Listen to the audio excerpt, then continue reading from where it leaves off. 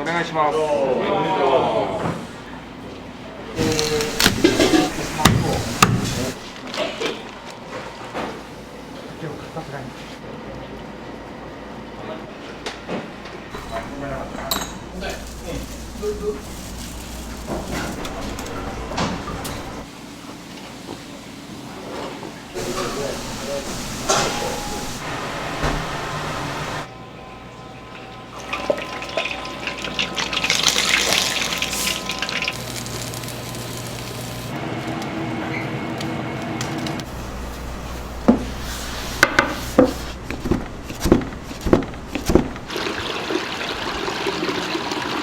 この日本文化の象徴となると。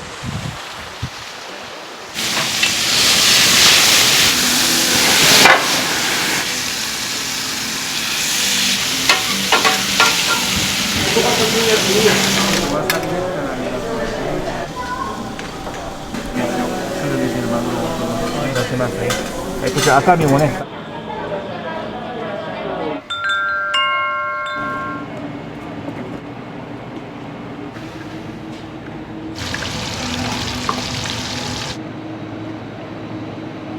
赤い缶のお水汁が用意しておりまして、こちらお醤油たっぷりお召し上がりくださいませ。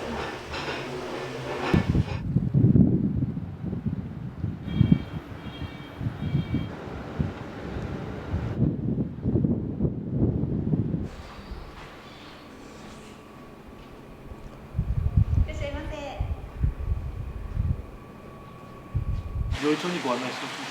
わかりました。10時頃です。よろしくお願いします。楽しみでございます。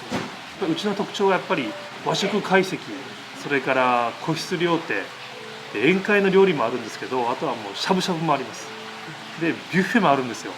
このグレードを維持しながらご提供できる旅館というのはやっぱ少ないと思ってます。やっぱ料理の職人の技と腕、そしてやっぱりそれを可能にするやっぱりサービス、館内客室のカテゴリーの多さっていうのもやっぱり非常に重要なところなんで、当館だけの連携が強みにつながってるかなっていう気もしてますね。自然ガニというのももう福井県の一番のメインですけども、春夏秋冬どれ来てもですね、やっぱりカニ以外も美味しいものたくさんあるんですね。本当に美味しいものを提供するベースが和食なんですね。旅館としても日本文化を発信したいので、そこは大事にしてます。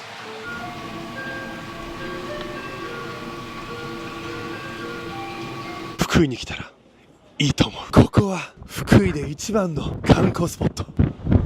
崖だ。ゾクゾクするね。ここは温泉街の駅前。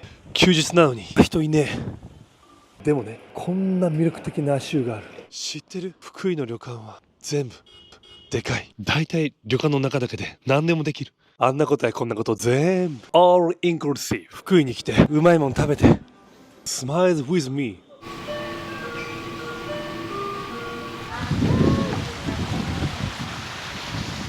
この日本文化の象徴となる庭園を伝えたいです。よろしくお願いします。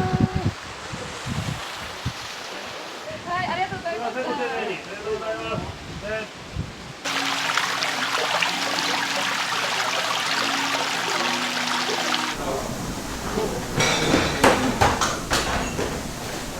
宴会参加13名合わせて38名、寿に2名、VIP。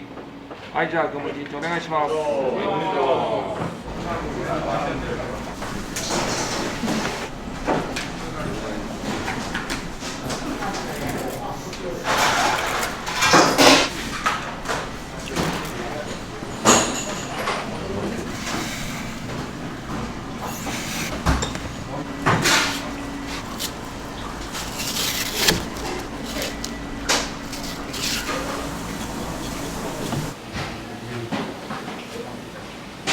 お椀の方に使うネタでございます。湯霜って言ってね、皮目に少しだけ身の方にも、火を入れる作業です。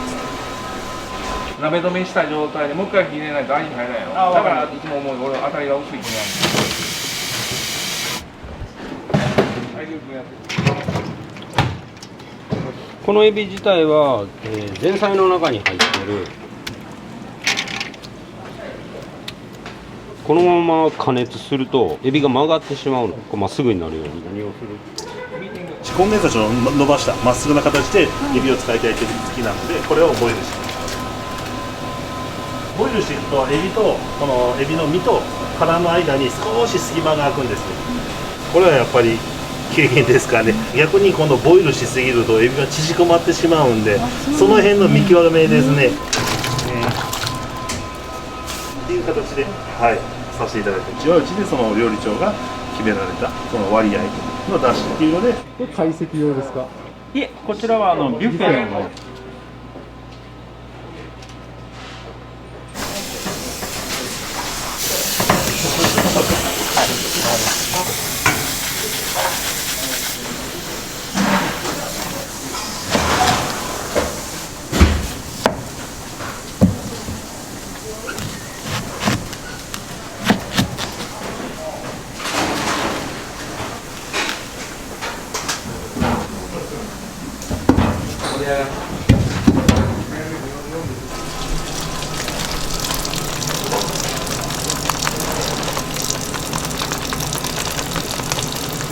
鷹の爪です。おたけのこのえぐみが抜けて、あと柔らかくなるまでしばらくずーっと炊くっていう形です。この状態でしばらく炊くんですね、鯛のことに。これから一度ボイル少しさらして、でお出しで。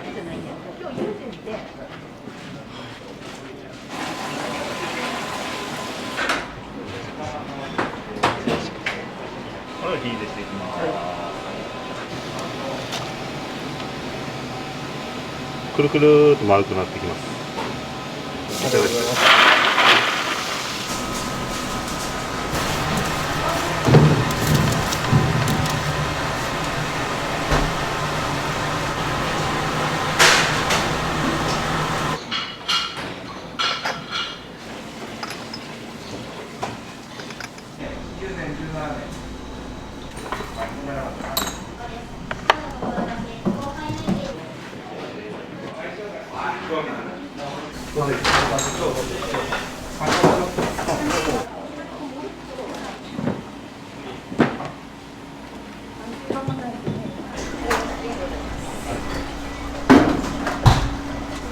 マグロの背中側なんです。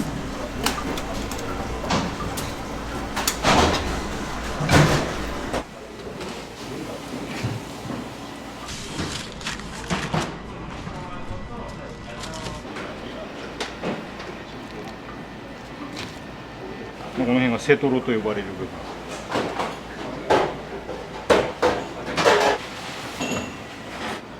アンチコメントが発生する。したらもう全部基本見え。これカンパチのかなり旬の食材とかを料理長が考えていろいろ、毎月作ってとかいろんなものがね、その時期その時期で、やっぱ冬はね越前ガキであったりとか、その時のね時期の旬の食材を使って。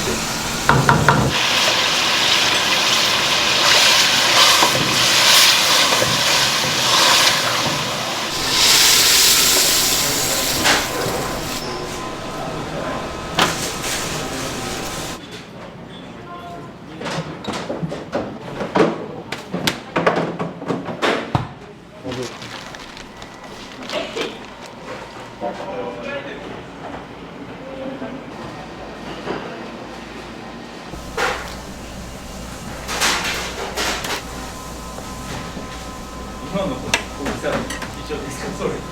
そうやね。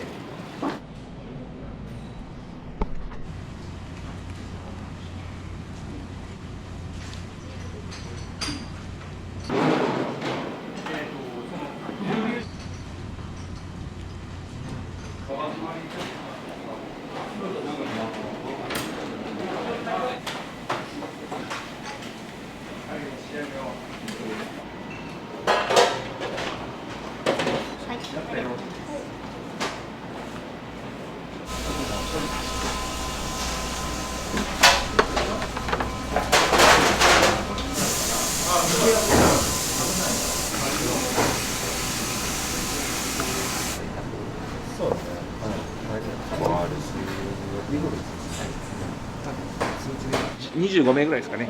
パートさん集めると30名以上になる。もうベテランから若手までっていう。そうなんですね。はい。今の若い子たちが働きやすい環境づくりっていうのが、今は自分の仕事じゃないかなと思ってます。今のお客様のニーズに合ったようなこの盛り付けのであったり、味わいであったり、色彩であったり、いろいろ試行錯誤して、ビュッフェって言っても一塊いろんな種類もありますけど、一つ一つ手の込んだ料理をね、召し上がっていただきたいですし、お客様の期待を上回るようなものを提供したいなっていうのは心がけてますね。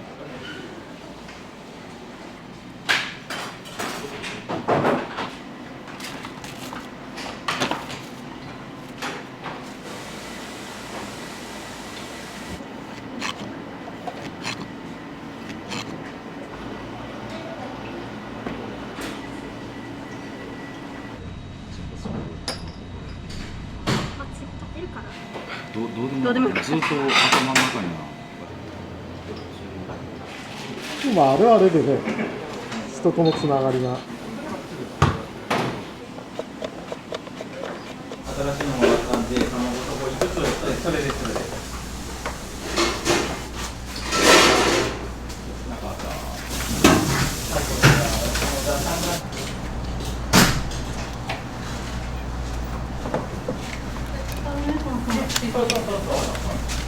でもこれが焼いてる時にオーブンなんです。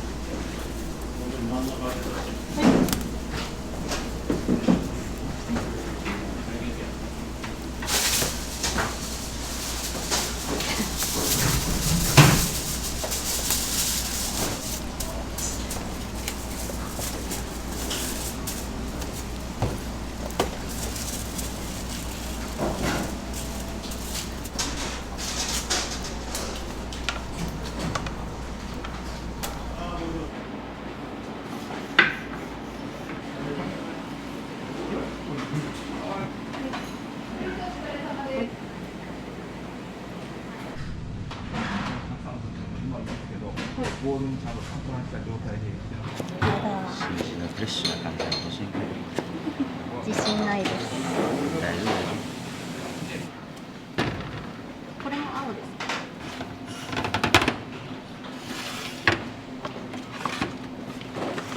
はい。わかる。一番大きい派。一番大きい。味噌を塗ってで田楽にしたものをお客さんに焼き物のあしらいとして出してます。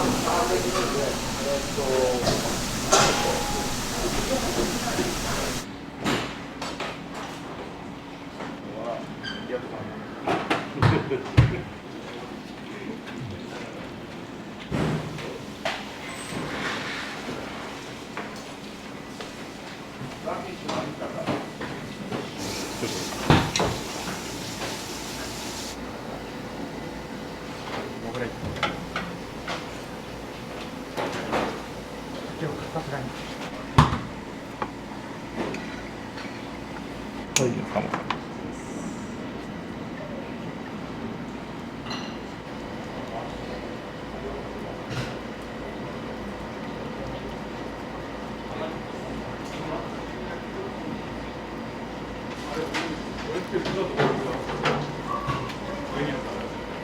はい。ピンク色に。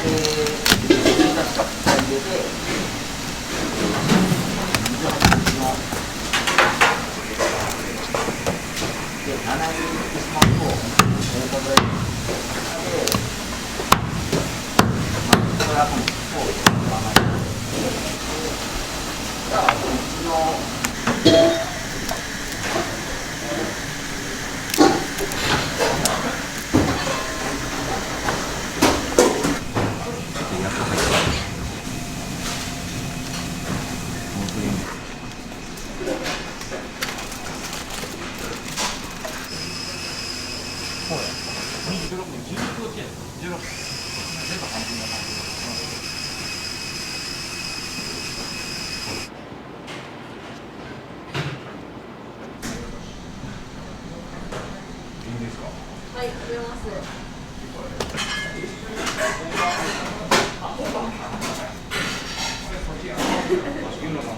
常やからそれがしっかりする。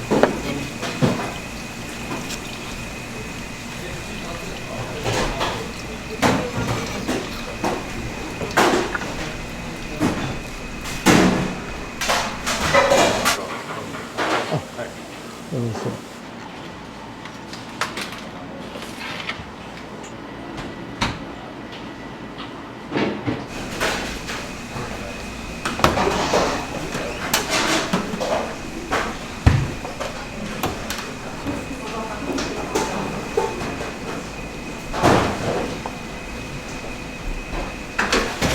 お客様の目の前で鉄板のステーキをお焼きしてるんですけど、ここに、並べて温野菜を付け合わせで召し上がっていただくようにしておりますので、それ用の準備です。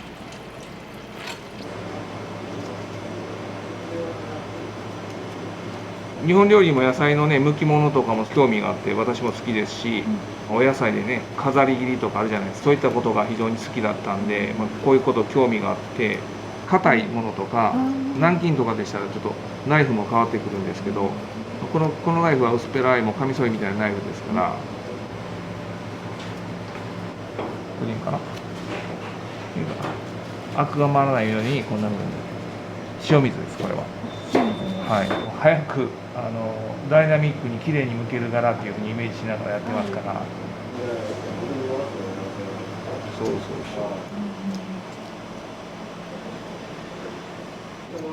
昨日持ってきたんです。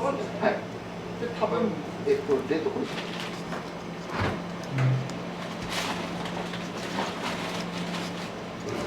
サンプルをいただいたます。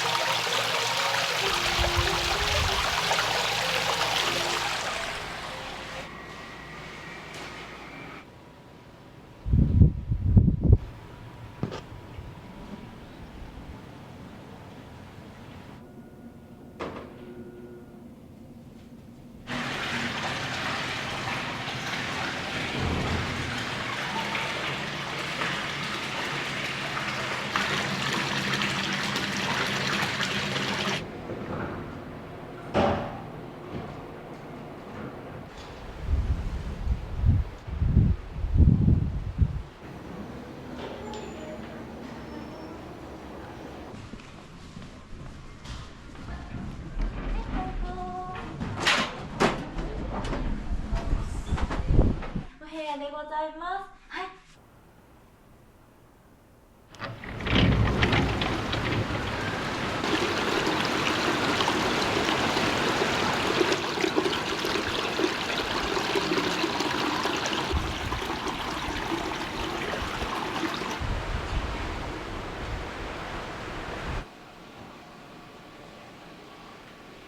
グランディア宝泉若女将山崎涼子でございます。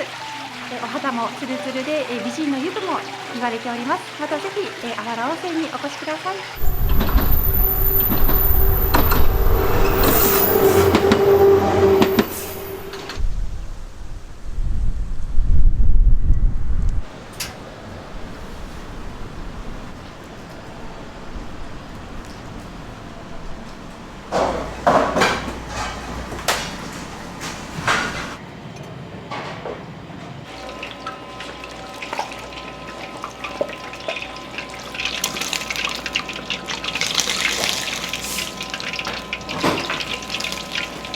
金目がいいです。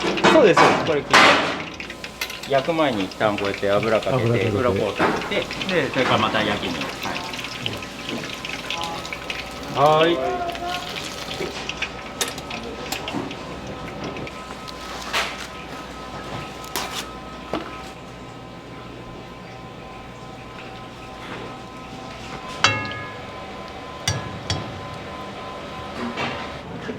かけちゃう。お前キノコ。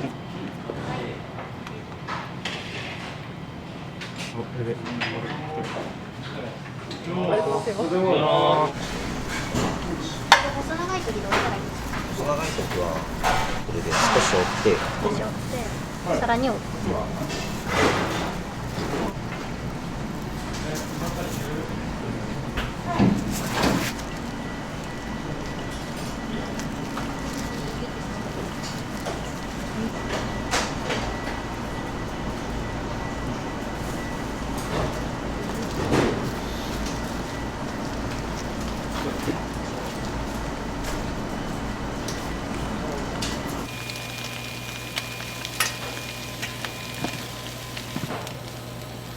AMS は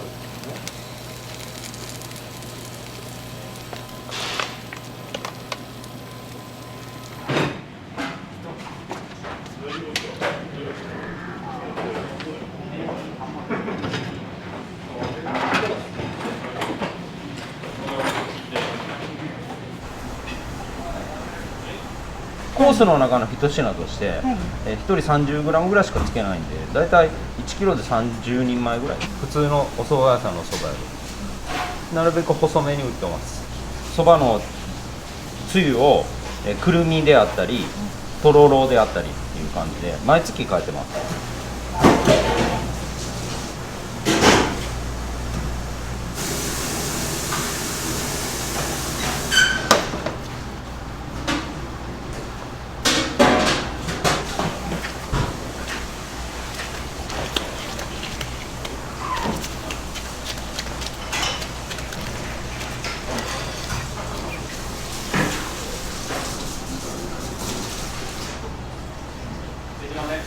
あ、お願いします。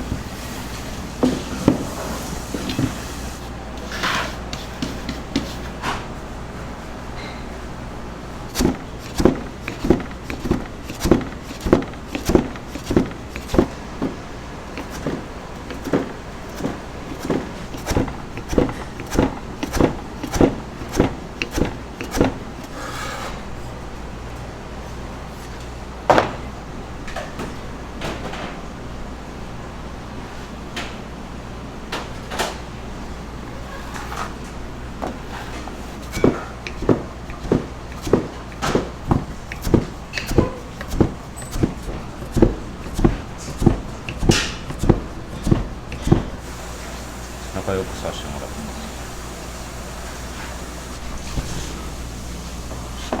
まあ、炊事と呼ばれる一番だしを今取ってるところです。お客様が6時から召し上がられる直前に、引いて、作っております。でこれが鹿児島県枕崎産の鰹節になります。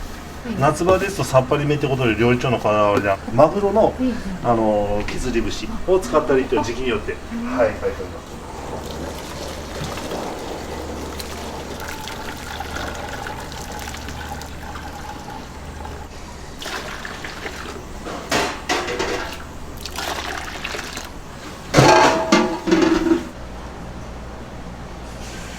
はい、OK です。ありがとうございます。紀の倉、ここがビュッフェ会場になります。ここがですね、調理人がバーッと並んでまして、お寿司を握っていたり、あとステーキを焼いていたり、品数は100種類以上ありますので、ビュッフェの中でも結構豪華だというふうに言われてます。はい。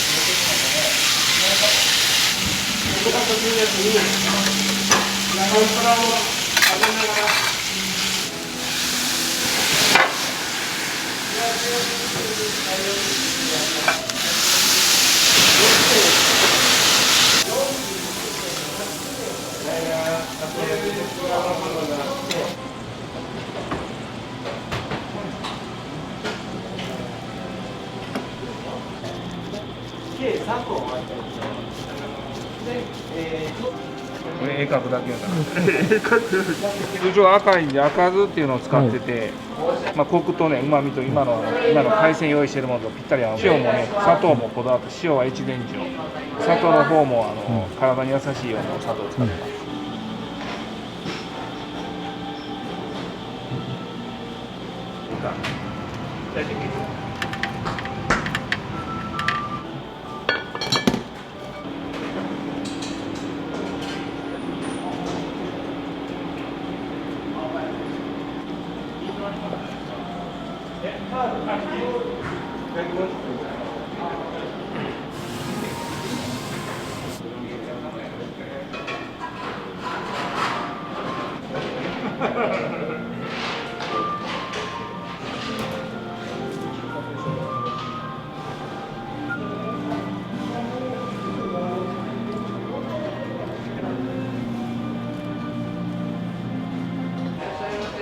いらっしゃいませ。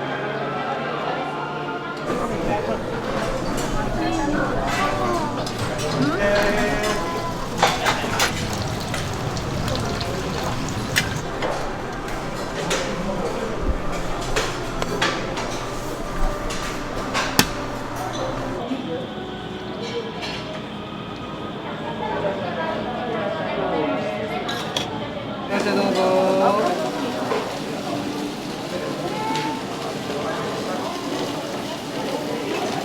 いかがでしょうか。お召し上がり。あー、お召し上がりくださいませ。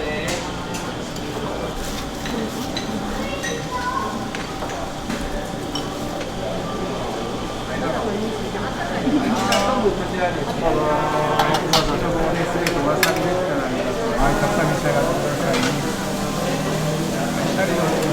地元ワカサギ牛ね、福井サーモン、海鮮巻きを詰めてます。はい。マグロの方召し上がってでね、出せますね。こちら赤身もね、食べ比べてます。はい。マグロをとろですね、はい。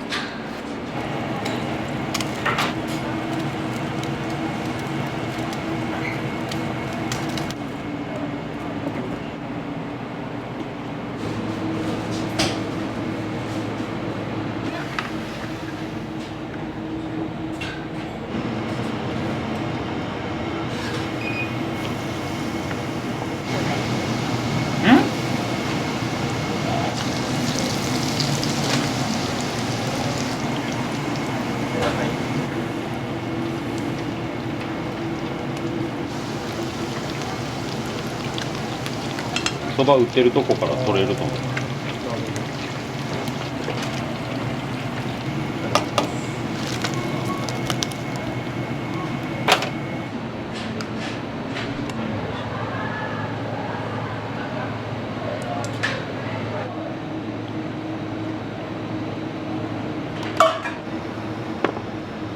これ2品目ですか。これが3品目の。いらっしゃいませ。いらっしゃいませ。私らの結構持つ。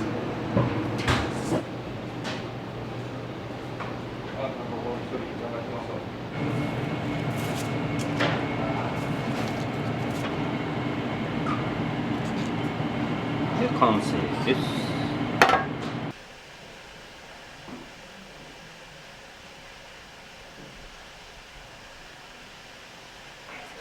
ホタルイカ、小平の砂糖漬け、こちらコシのあるビールをご用意しております。こちら花びらをですね、ゆり根でお作りさせていただきました。今イメージしまして、盛り付けをさせていただきました。ですね、こちら花びらの器の中にはですね、こちらフォアグラのチーズ、紅白寄せでございます。上にはキャビアを乗せておりますので、こちらもどうぞご一緒にお楽しみくださいませ。こちらよもぎ豆腐でございます。はい、上には蒸しウニとだしのジュレをおかけしておりまして、お好みで飾っております。こちらは鯛の綿でございまして、上には山芋を添えております。はい、こちらは鯛の子でございます。上には木の芽を少し添えております。はい、こちらですね、合鴨のロースト、超卵チーズ、エビしば煮ともろきゅうりでございます。こちらが本日のお椀物でございます。こちらが卵豆腐とアイナメのお椀でございます。こちらの卵豆腐が縁取り卵の卵豆腐で、アイナメはくず打ちにしてご用意させていただきました。どうぞ温かいうちにお召し上がりくださいませ。では本日のお作りですが、こちらの葉っぱですね。こちら桜の塩漬けでご用意しております。カンパチと中トロと甘エビ、桜鯛でご用意しております。こちら梅肉とウニ醤油、私の塩で本日ご用意しております。赤イカのお水汁でご用意しておりまして、こちらお醤油かかっておりますので、他のままお召し上がりいただけるようになっております。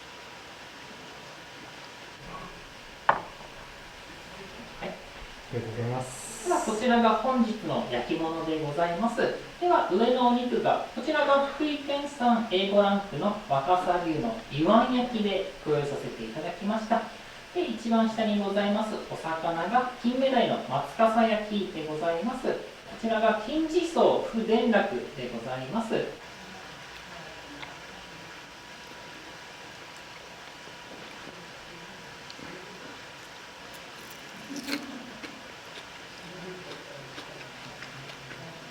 福井の名物の越前浜のそばでご用意しております。ごゆっくりお召し上がりくださいませ。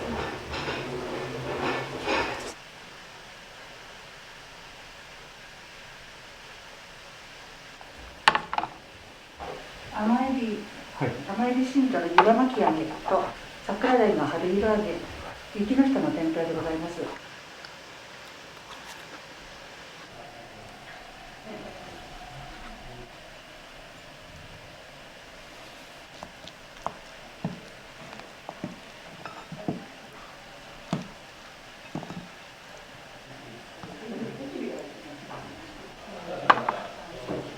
ごゆっくりお召し上がりくださいませ。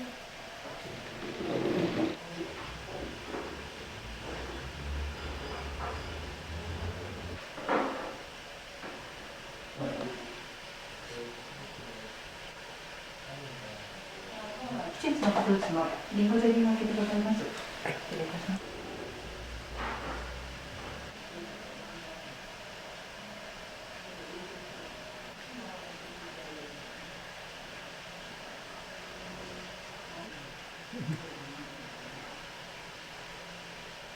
総料理長の部屋と申します。お食事の方いかがでしょうか。旬の食材ですね、工夫しながら調理してございました。撮影でできる工程をずっと見ていたので、実際やっぱ口に入れる考えが本当に美味しいです。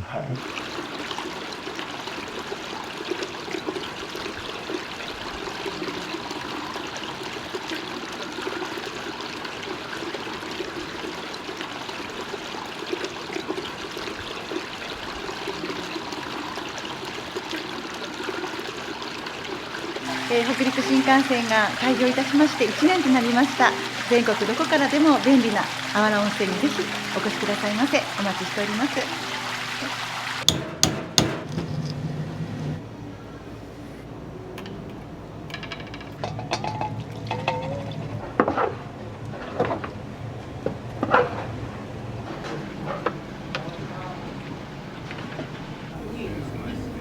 イワシですね。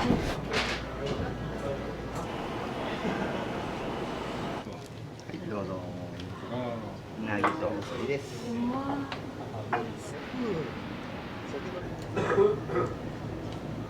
次はサバの棒寿司ですね。お寿司とあと和食とか幅広く楽しめる料理がすごく美味しいかなというふうに思ってます。もうすごい大きい方。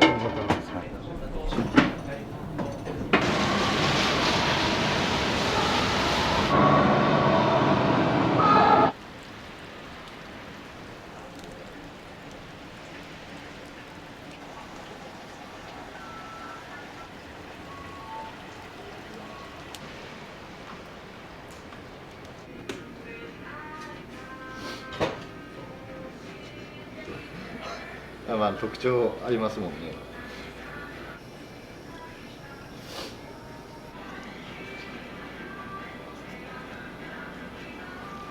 僕去年の7月からここで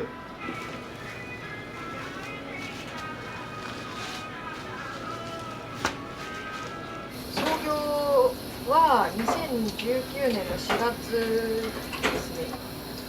前のオーナーさんからここ買い取ってで今畑中さんがオーナーでやってます。このタイマーは仕込みのそうですね、タイマー。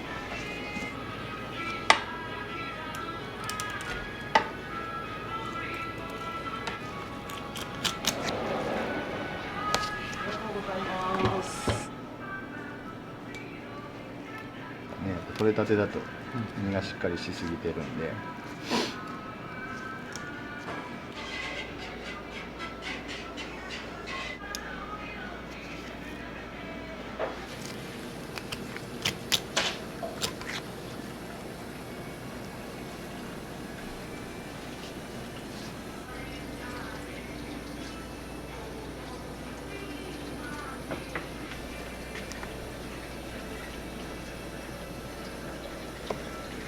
1.3キロ。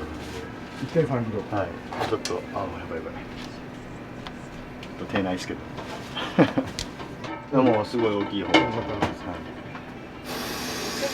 回ちょっと弱らせてから蒸すので。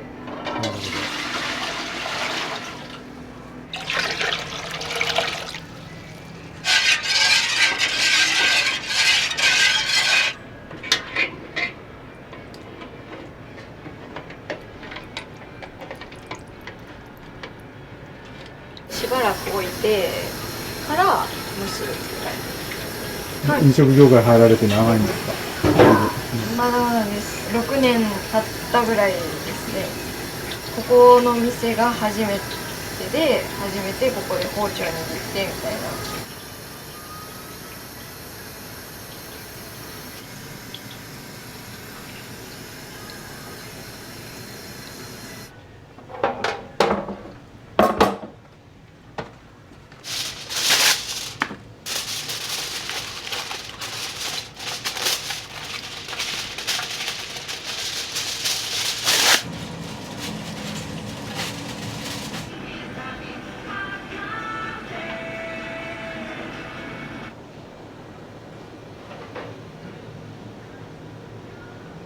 インバウンドで海外の方が多かったですね。去年のその11月、12月とかは月によるかもしれないんですけど、まあでも半々ぐらい。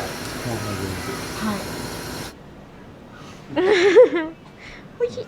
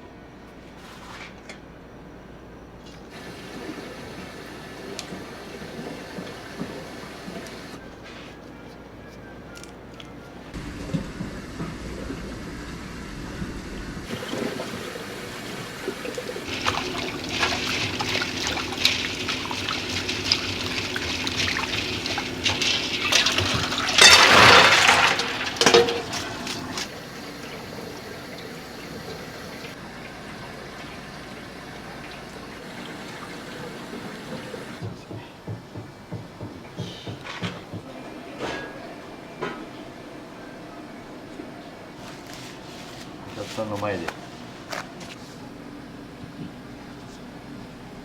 塩入りすぎないと言いますか、なんか塩水につけてやる方法もあるんですけど、僕はこっちの方がなんていうんですかね、入りすぎなくて、水にもついてないんで。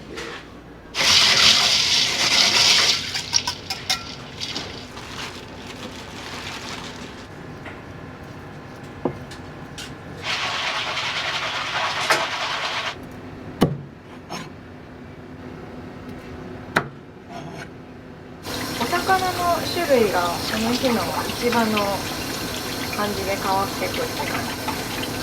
お値段は一緒です。1万5000円。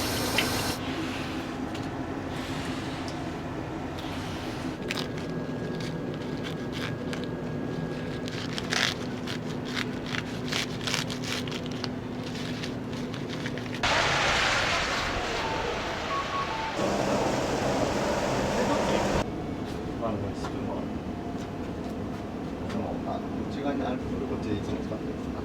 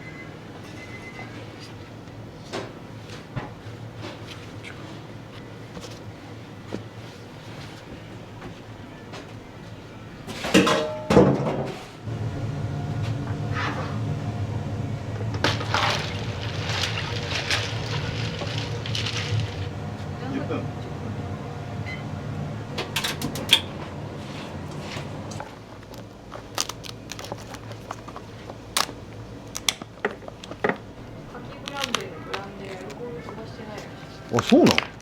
だからあんなしっかり感じ。したら牛乳と生クリームとブランデーはボール使ってますっていう。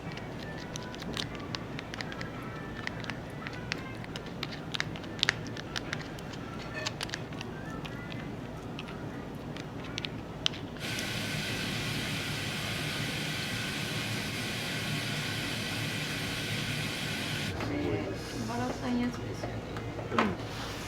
大当たりです。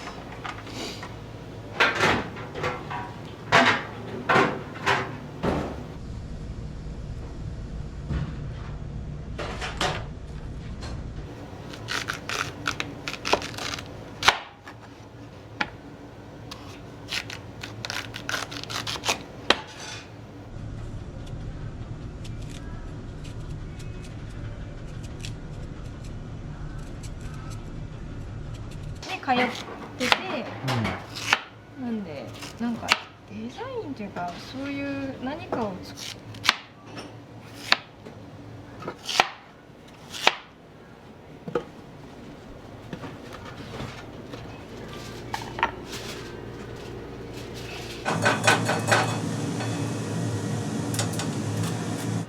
やわらの方が可愛いかな。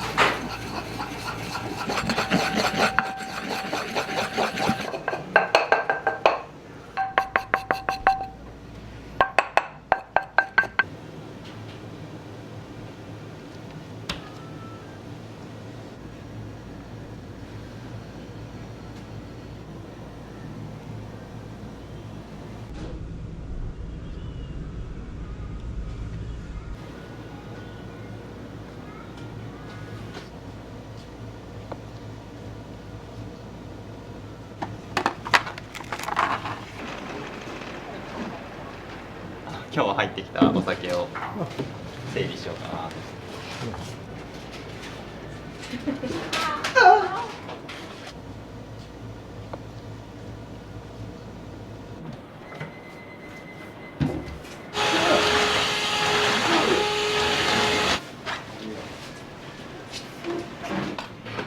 って何もできない人。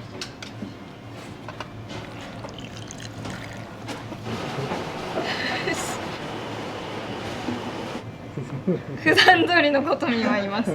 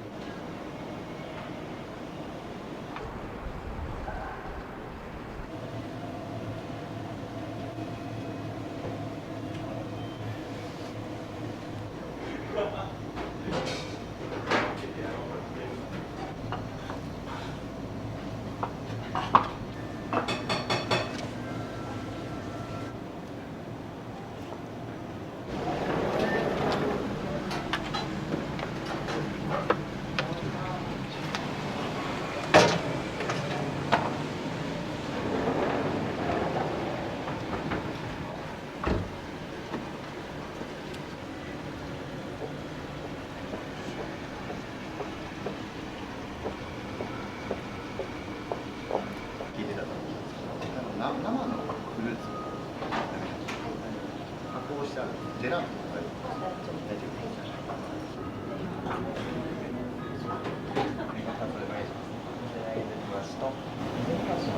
奈川県の海老名のお酒で、書いてあると新酒なのでかなり爽やかな感じもあります。出雲水の方は島根の出雲のお酒で、こちらは結構ドライなしっかりした形に仕上がってます。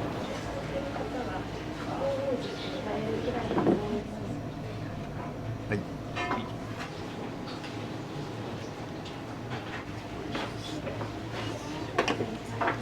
白魚のお寿司でございます。白魚ですね。白魚を桜の葉で巻いて蒸してありまして、上に桜塩をかけてあります。します。京都の聖護イカゴをすりおろして作ったスープになっております。手前のスプーンでお召し上がりください。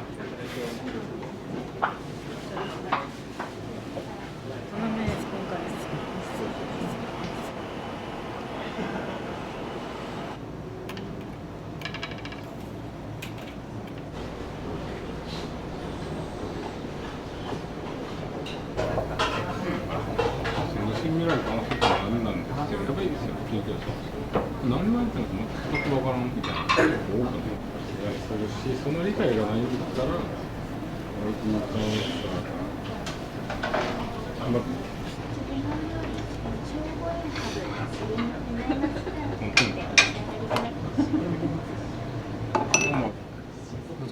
イワシですね。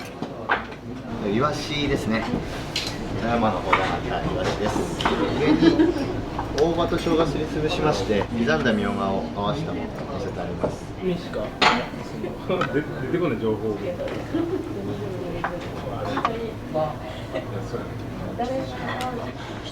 はい、マスです。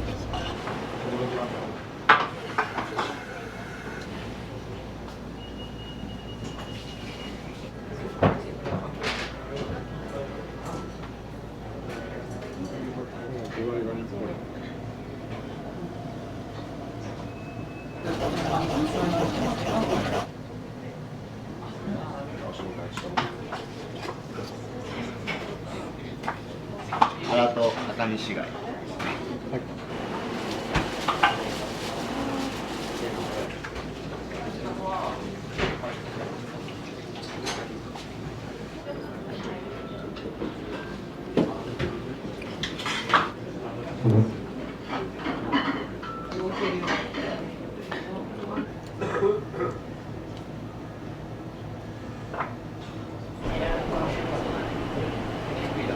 でございます。ぜひ金沢の伝統的な里芋、伝統寺里芋、皮ごと唐揚げにしてご用意しております。大根寿司といいまして、かぶと塩漬けされたブリとか挟まってで麹で発酵させてあるっていうのがあるんですけど、こちらの大根と作っております。これでございます。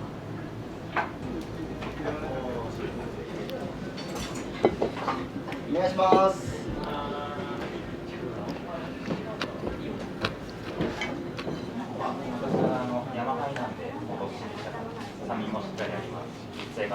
お産連れとかでも全然来たりとかして、いろんな人が楽しめつつ、お寿司とあと和食とか、いろんな幅広く楽しめる料理がすごく美味しいかなというふうに思ってます。梅酒こちらですね。純米梅酒で日本酒で仕込んであるので、すごい柔らかい味わいで特徴の梅酒になります。はい。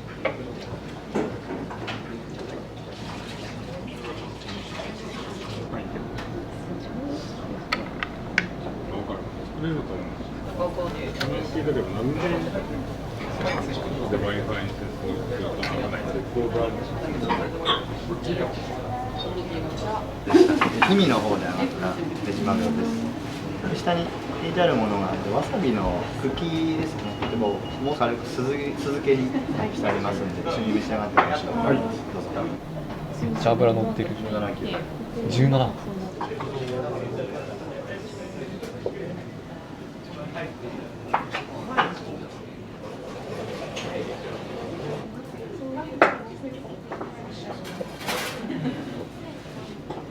それが形骸化してますよはあると思うけど。色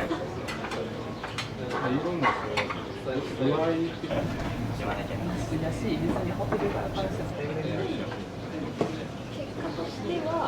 下にシャリが置いてありまして、その上に海苔醤油挟んでありますんで、一緒に食べてもらってもいいし、上だけカニだけ食べてもらってもいい。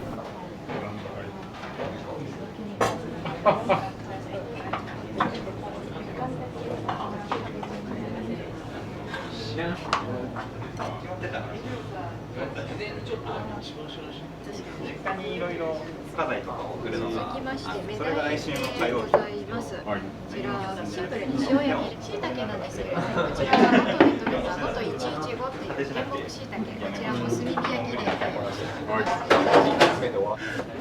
願いします。お願いします。シンプルに塩焼きにしてご用意しております。手前のすだちお好みで絞ってお召し上がりください。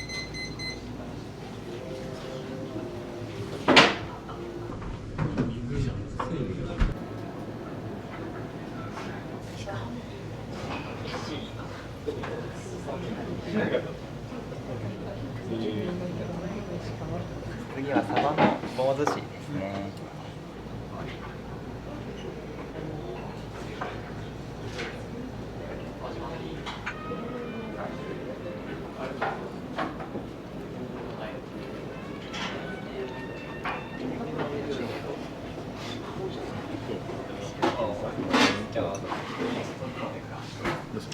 甘エビです。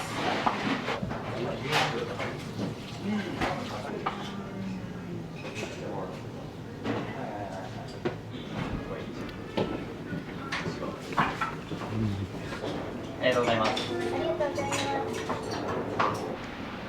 1万5000円。酒飲みコース。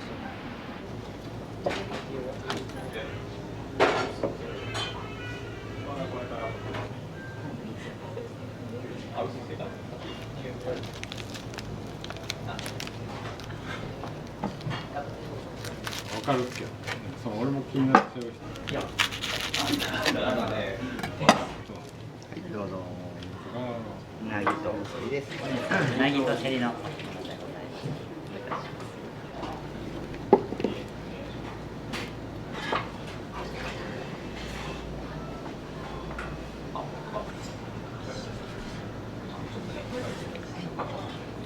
どうぞ。のどぐろの酒蒸しのお寿司ですね。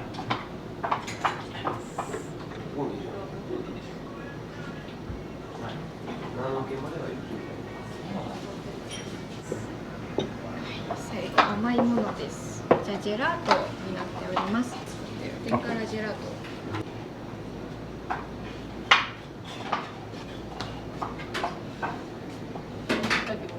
ああ、全然ありがとうございます。はい、また。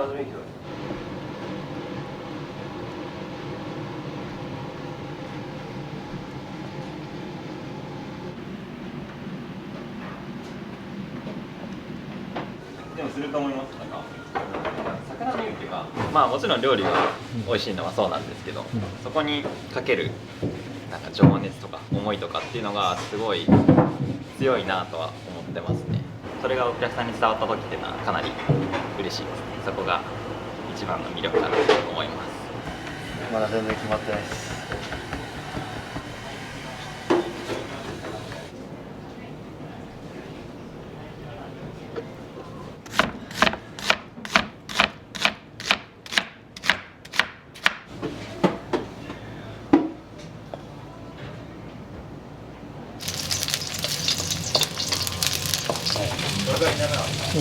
メインやね。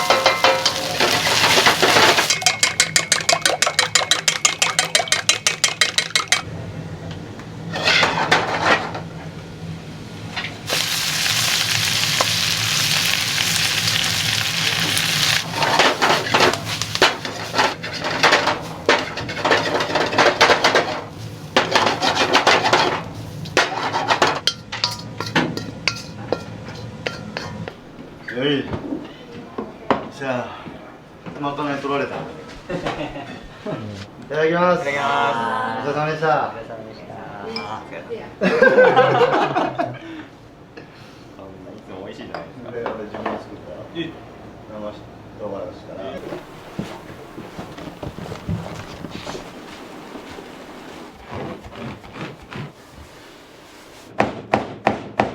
ありがとうございます。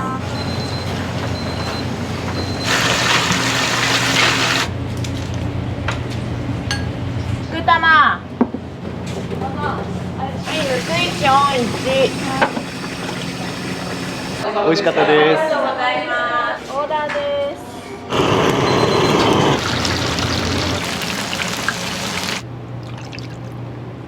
1の冷やになります。合麺っていうんですか。固めのうどんでコシがあって美味しかったです。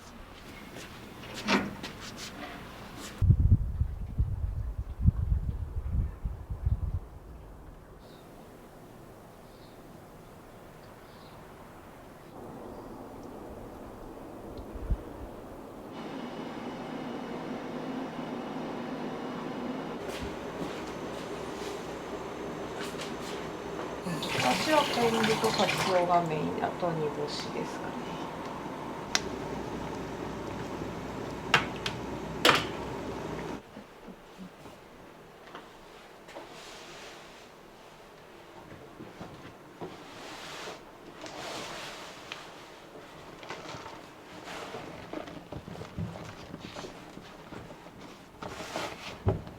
50から60人ぐらいですかね。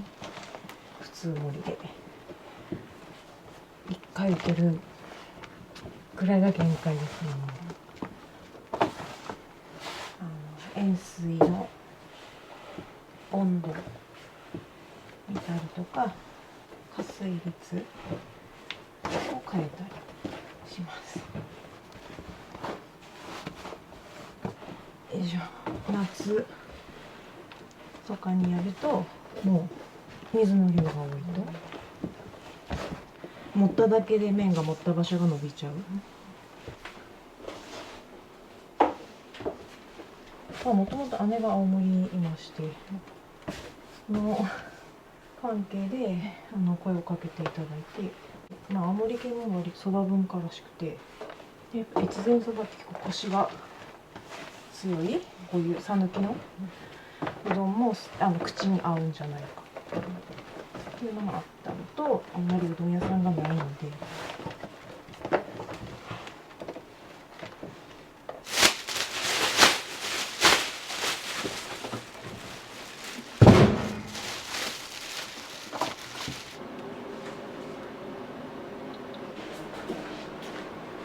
これしてるかな。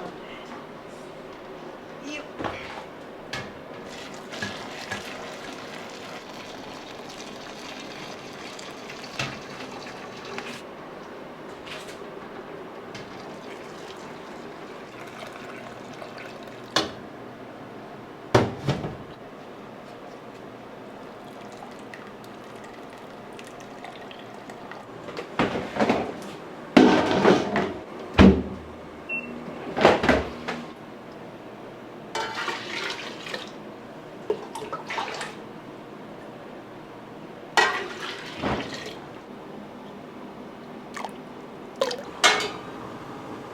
うどん好きな人っていうか、コシを見に来る人は冷たい方頼まれますね。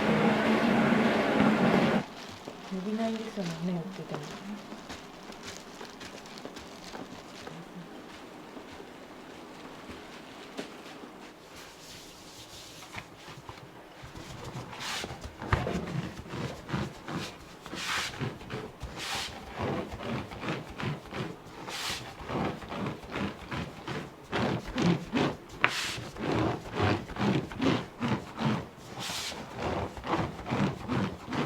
ちゃんがそば打つの上手やって山で自然薯取ってきて、そのおじいちゃんの名前の一文字でうちの店がそう言うっていう感じを、人をもてなすとか食を提供するっていう、人に報いるっていう。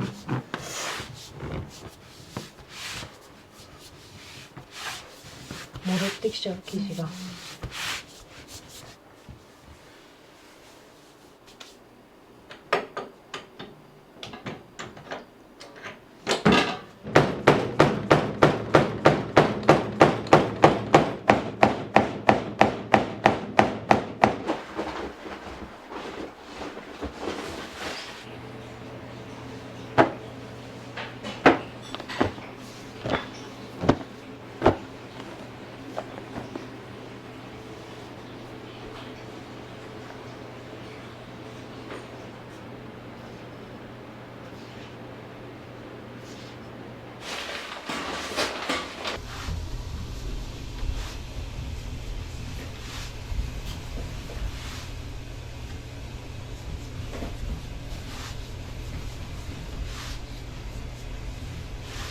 レンコンがどこ行ったんかな。レンコン。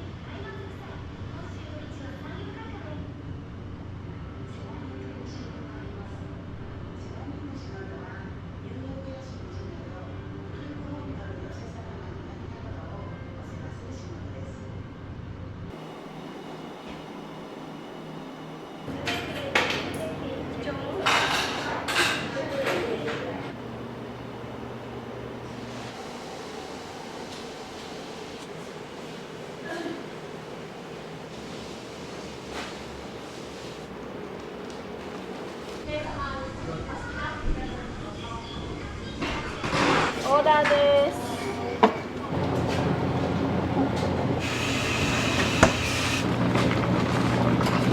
基本12分茹でて氷水で締めてからもう一回あったかいの湯につけて。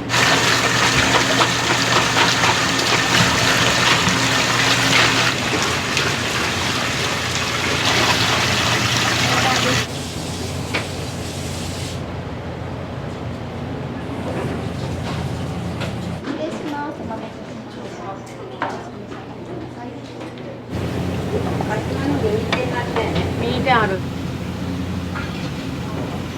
まだ麺が上がらない。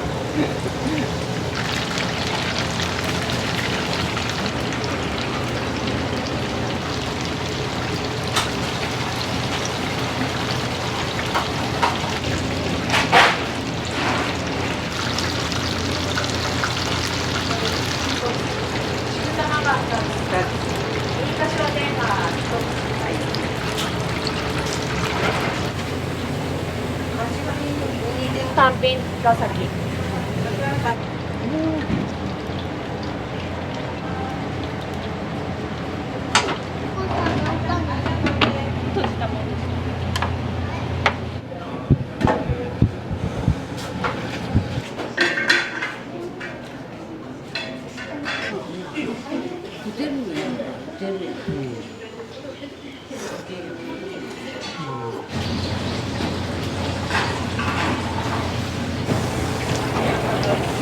菊玉先かな。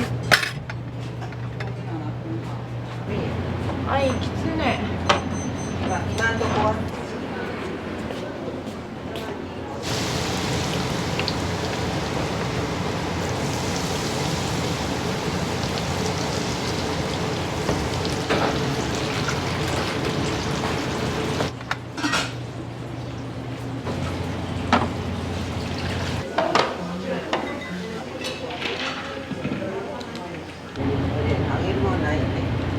入った。入った。今。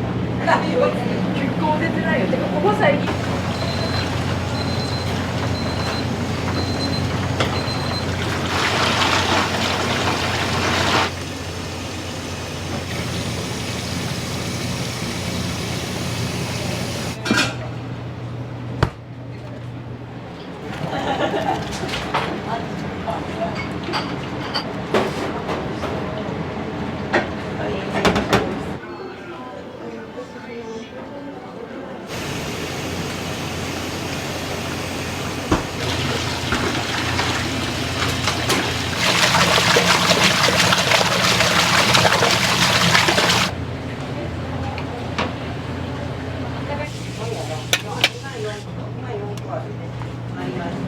はいよ、一日くたまに入れるよ。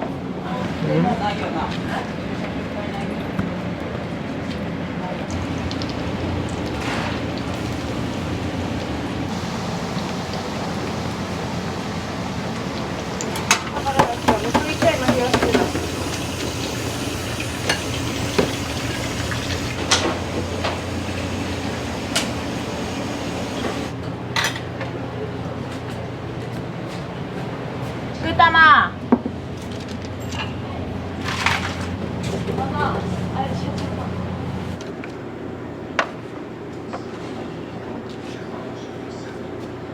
すいません、ちくたまです。あ、ごめんなさい。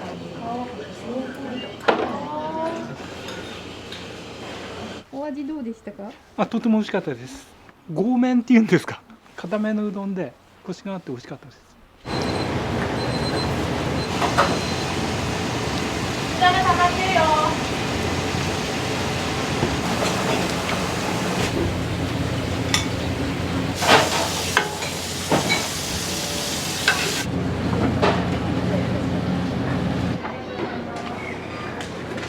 ありがとうございます。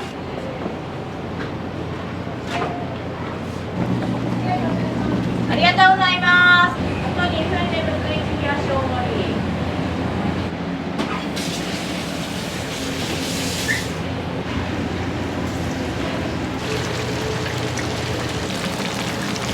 売れじゃないですか。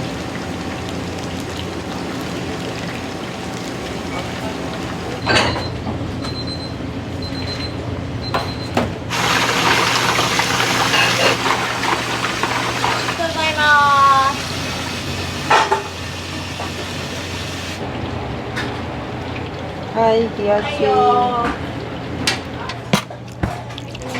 盛りです。冷やしの大盛り。さあ、大盛り冷やしむくいち。あ、ごめんなさい。冷やしのむくいち大盛りです。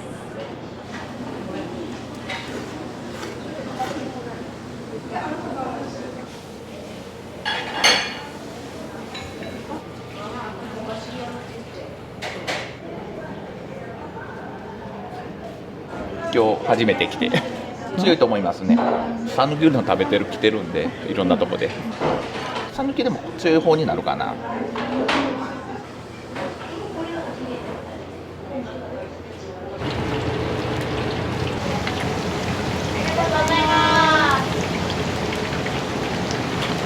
宿玉出れそうやったら言ってほしい。宿玉出ます。はいよ。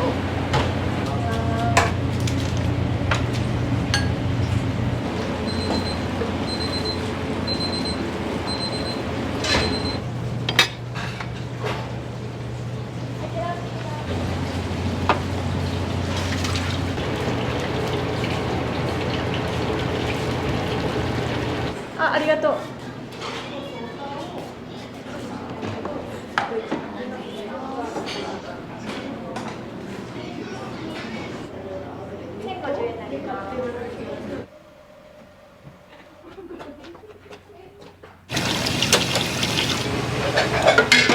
きちゃん、時間あったらネギ切れるか。はい、スイッチオン1。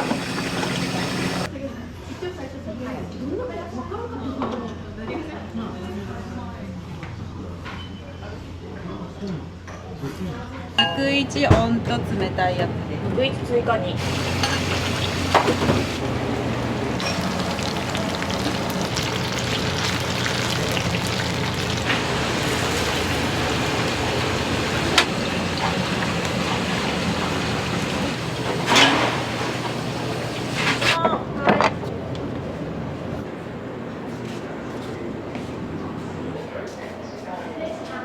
じゃあ、むくいちうどん。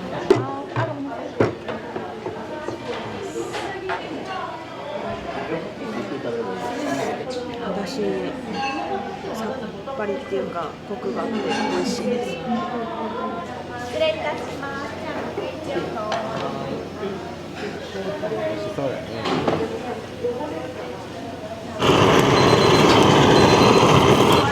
揚げれるかね。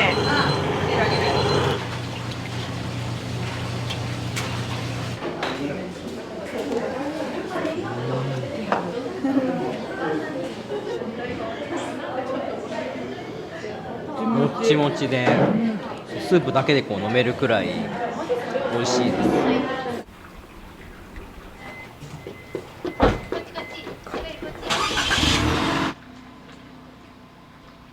今日みたいにちょっと気温上がったり天気と冷たいおろしぶっかけとかネバとかぬくいちょ冷やし入れたりとかシンプルなだし醤油入れたりとか大きい柏天とちょっと甘く炊いたごぼうの天ぷらが乗って結構人気ですね。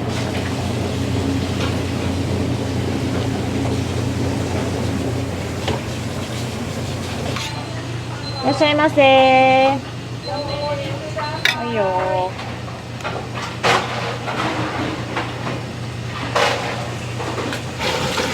ここに避けて当たると混ざったけど大丈夫か。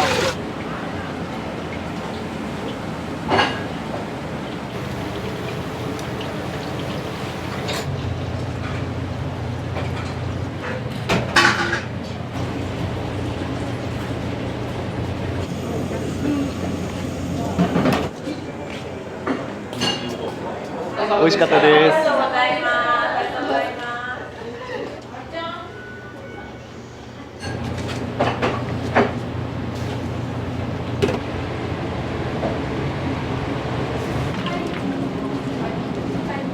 ああ、これや。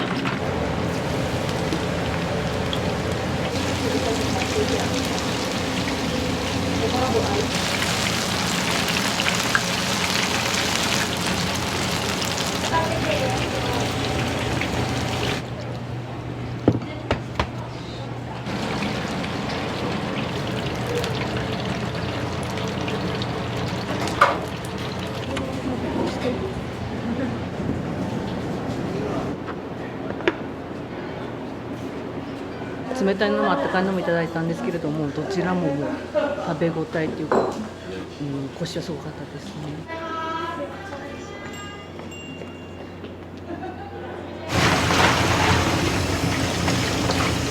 毎日ミニ天一、ばあちゃん頑張れ。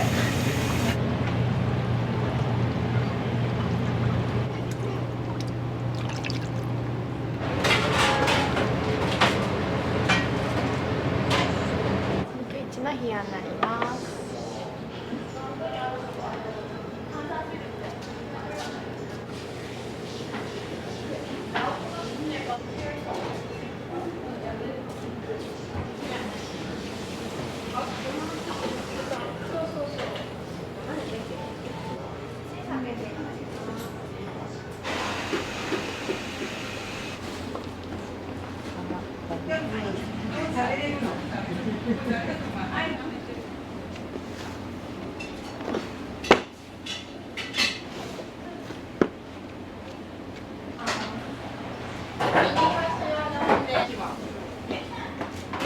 あんまりかかんないんですけど、でも実績によりますかね。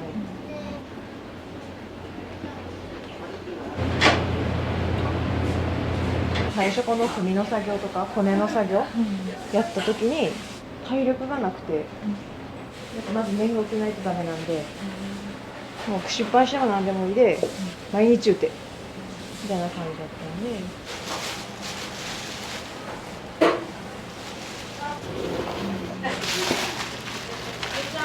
これで最近2時間放置。もういい？やね。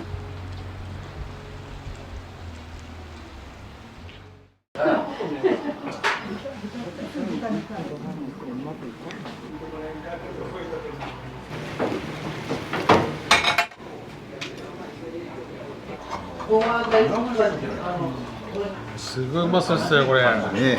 ここの大将はやっぱ創作料理とかもすごく上手なので。最初からこのっていうのはずっと行くっていう。みんなしか行くことでさっと入れ上げてことで。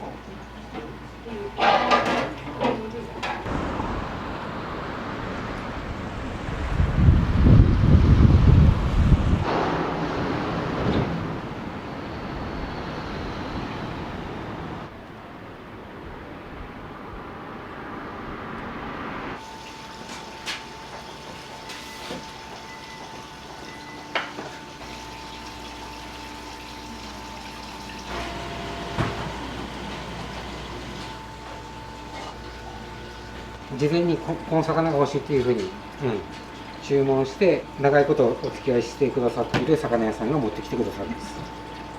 この味は昨日仕込んだ味ですね。6度の冷蔵庫に入れて1日置いてでうまみを引き出して天ぷらでお出しすることもあるんですけど、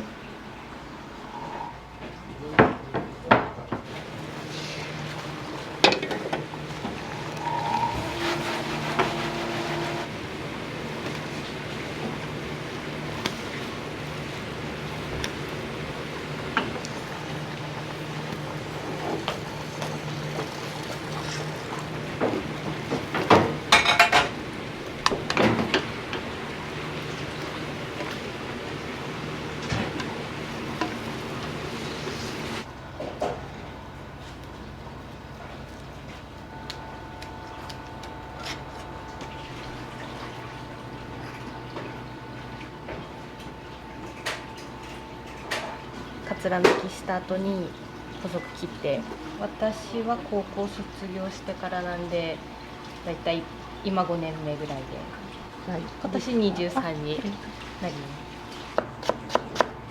す。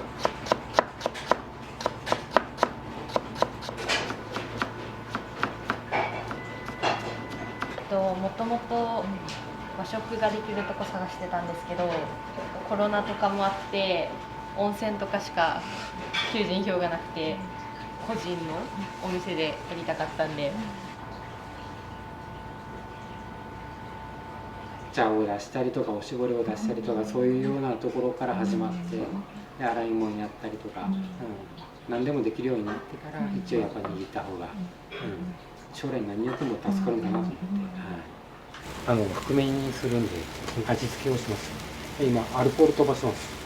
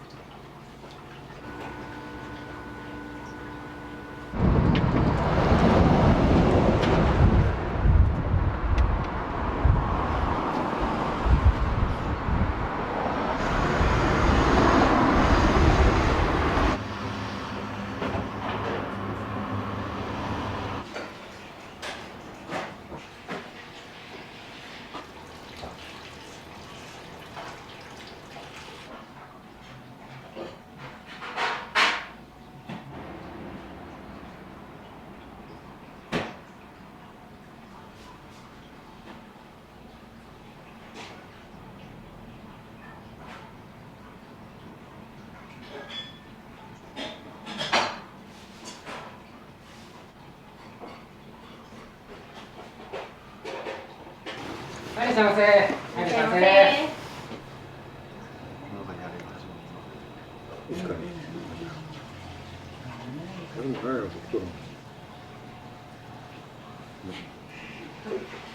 能登生コスから置いていきます。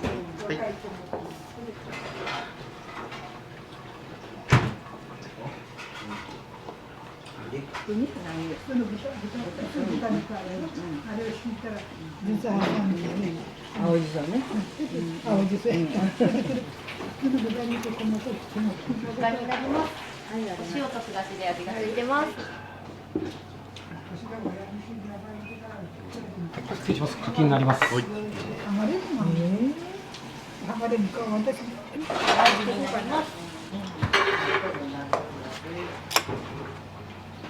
天然の鯛ですね。こちらポン酢につけてお召し上がりください。はい、失礼します。これはうちのだけで味付けした上に入れてね。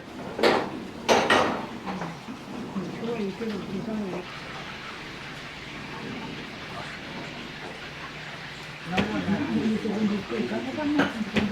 になります。味になってます。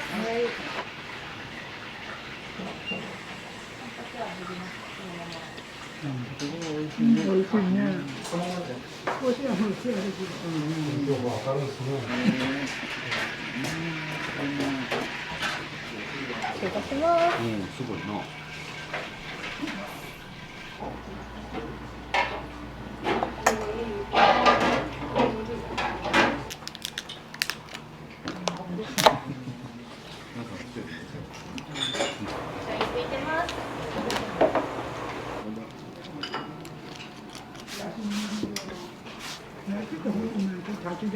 うまく回転すれば。カンパチになります。醤油ついてます。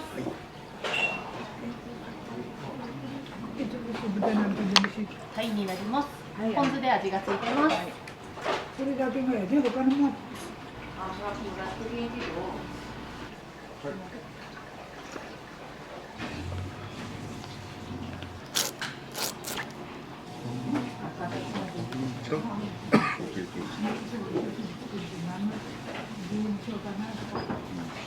どっちから見るか。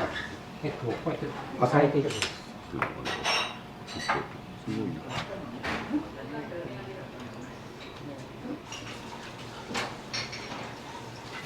味になります。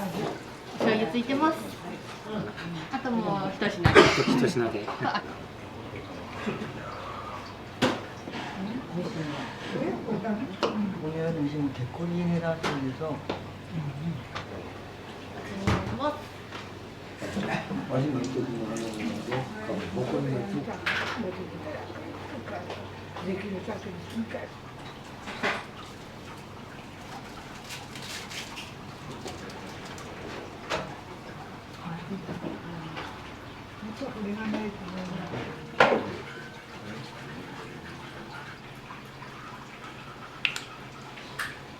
水ガニと白菜の漬物の小丼になります。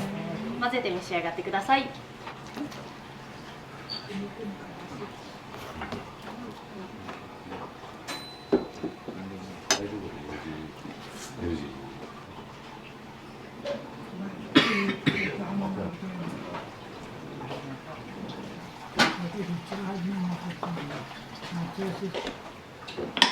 それ作って。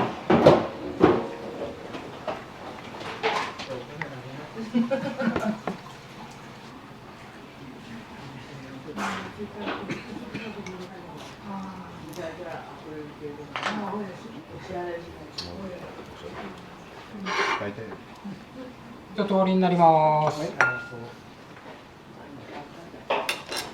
まります。やってました。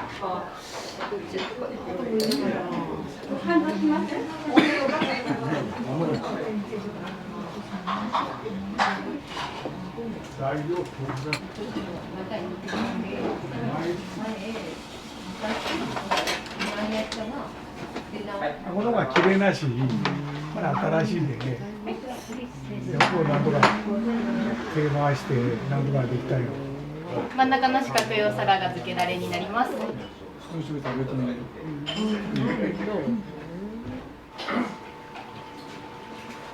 手元が全部見える中でお客さんに味付けして握って出すっていう、それが一番の売りだと思います。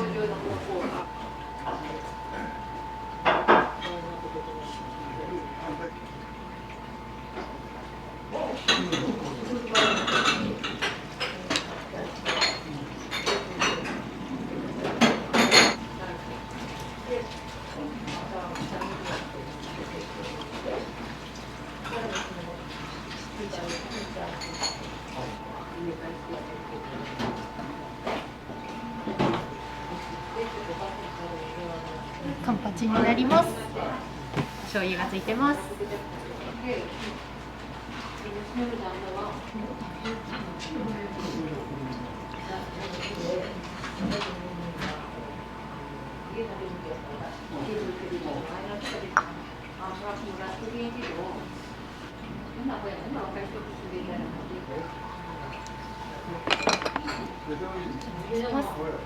の量よりカッパの量が多いっていうか。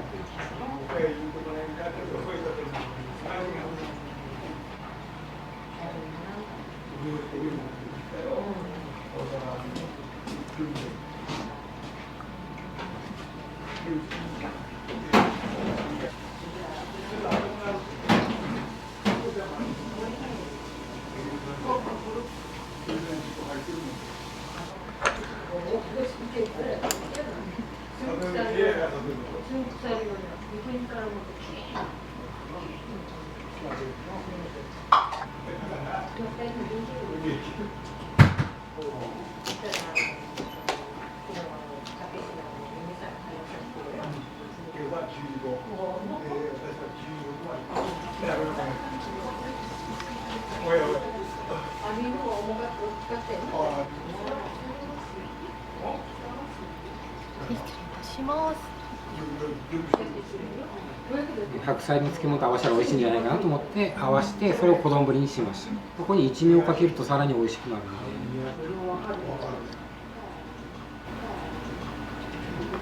カニと漬け。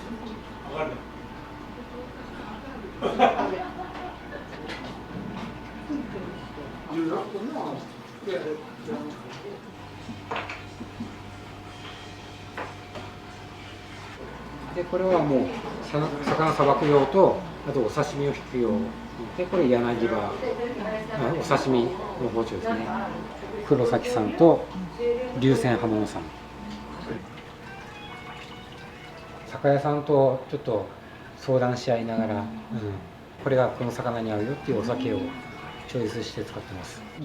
なんか魚には辛口が合うってよく皆さん、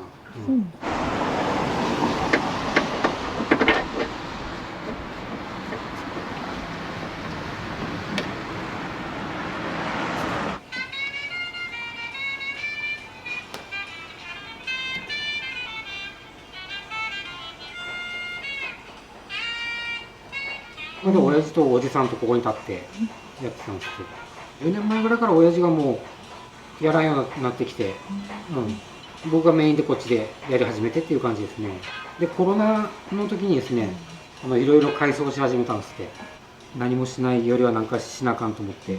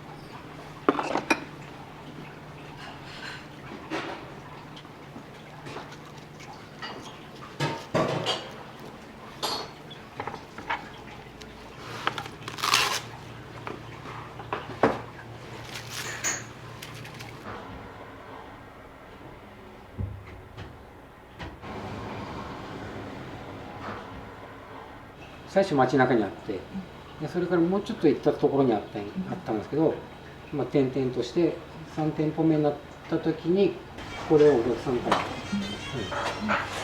ただいて、なかなかそんな天狗なんて使ったお寿司屋さんってもうなくなってきてるんかなと思います。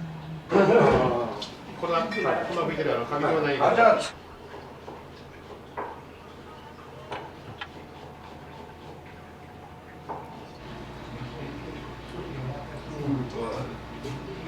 ビール、瓶、生。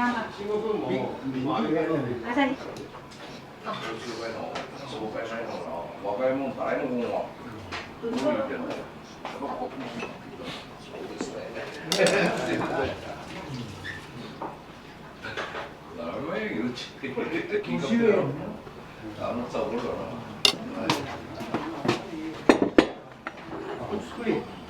塩、醤油でなし塩でもいいんだ。もう美味しいんで。ことカンパチのタイはポン酢も OK です。で、イカとタコとタイはお塩でも大丈夫です。で、お好みでお醤油。はい。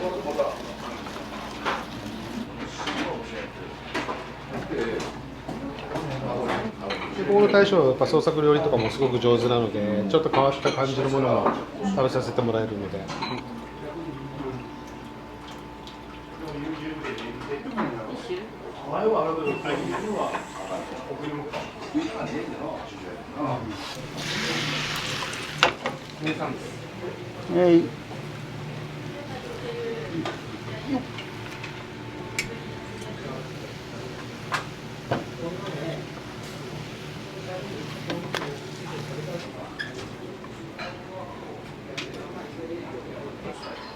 全部は飲み物何になって解散するんですよ。やってる時仲間いてみんなこう止められて後ろからあれがみたいな。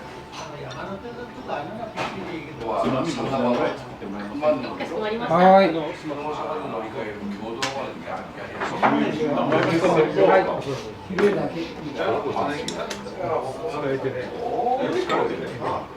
ナマコ大丈夫ですか？ナマコは大丈夫。はい。はい。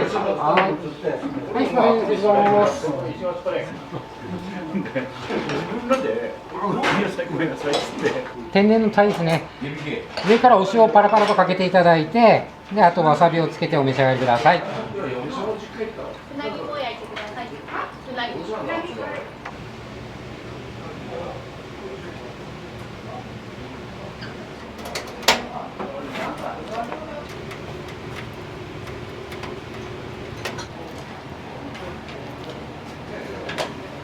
決まるやん。宇宙に行きやけど、ちょっともうどうですか。はい、失礼いたします。はい。邪魔なのもらってきます。おい。割りの。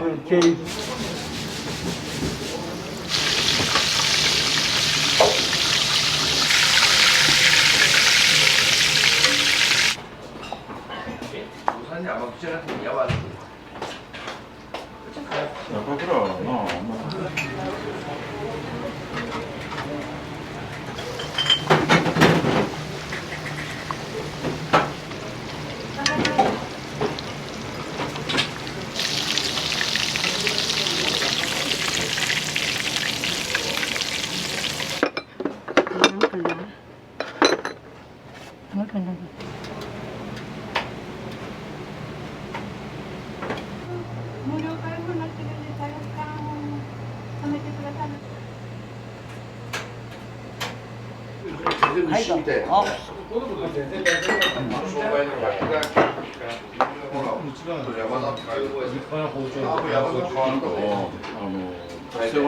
先ほど奈良漬けの塩味とかあん肝と一緒に食べると後からあん肝がバーッと出てくるんですよ。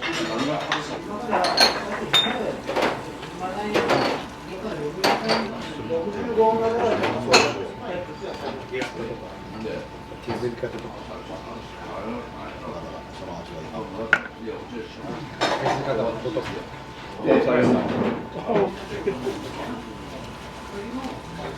年近い1個ほどでさっと入れ上げていただきたいですけど。こういうふうに飲んだりとか、ちょっとうまく持って出ると、もうぶちむちゃかもしれないけど、お前もそうだよ。はい、はい、はい、はい。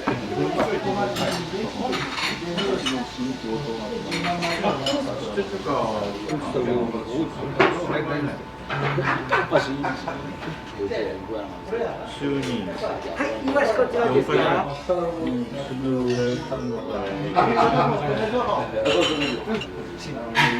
っていうのはずっと行くって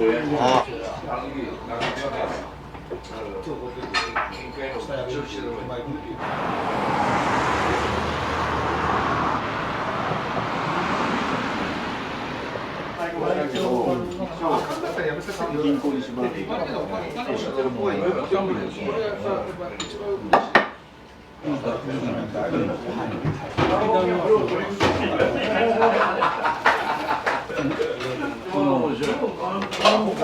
自衛隊に当たる人は、実際の時の様子に来て、おばさんは、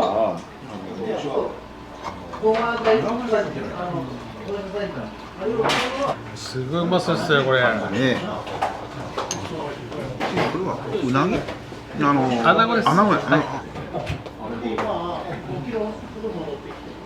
りがとうございます。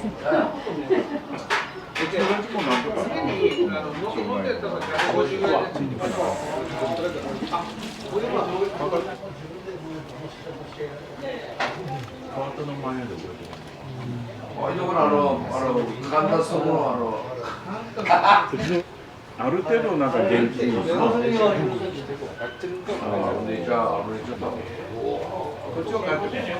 しかしその橋じゃない。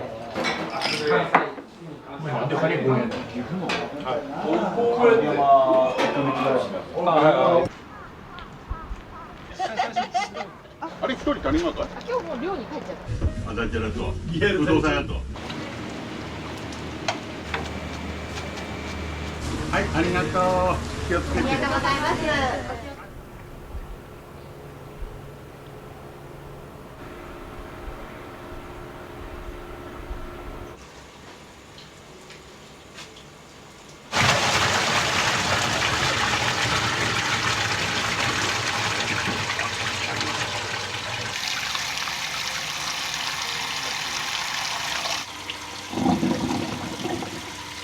君の椎茸、はい、あとはまあこれ本カレー、朝ラー。自分の場合ターゲット決めてやっと思うんで、50、60の人、自分も昔たくさん食べたけど求めんくなるわな、脂くどいもんは。死ぬまで食べれるようなもんイメージして作っとるわけや。60、70もあった人でも美味しいってペロッと食べてったら嬉しいわな。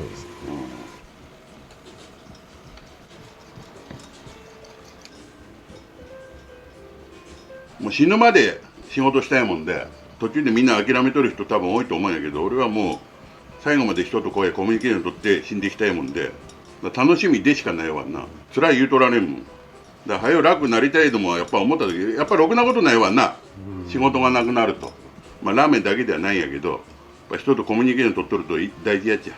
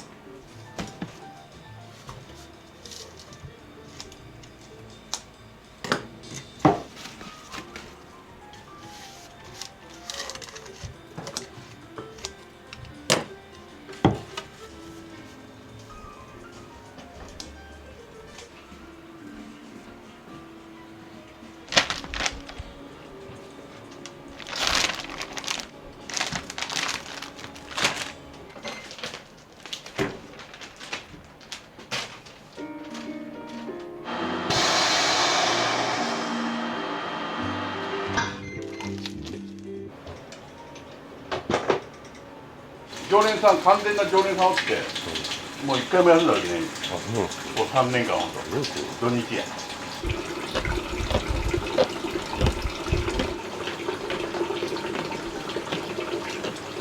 それまでいろんなことしたらサラリーマンしとったよ。接客業が人と喋るのが好きやったもんで、やっぱ人の喜ぶ顔がいいな思っとる。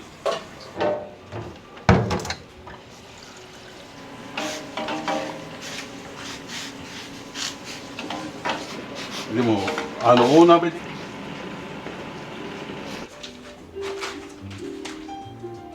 これはなかなかか。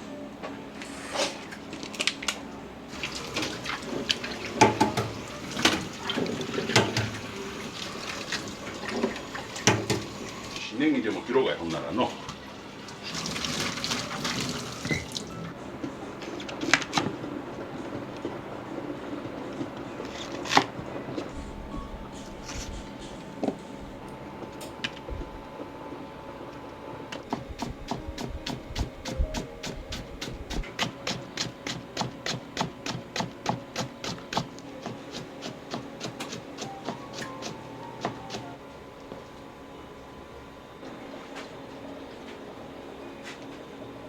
みんなトリミングした豚、肉磨きした豚ね、豚とガラと。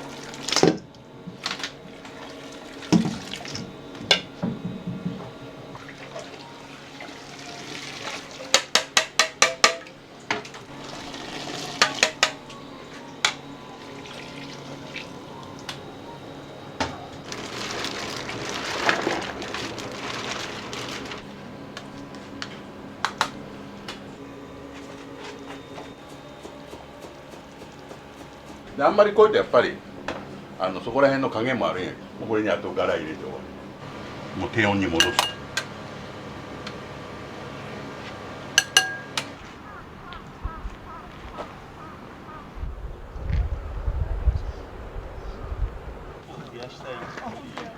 今日何時から並ばれてるんですか？6時です。あ、そう。はい。めちゃくちゃ美味しい。急に恥ずかしくなりますね、これ。朝飯食べたいないう場所もあんまりないわけです。だからやっぱりラーメン屋さんあったらいいないう感覚で。3年が5年計画でもいいからずっとやってれば必ず芽が出るやろうな。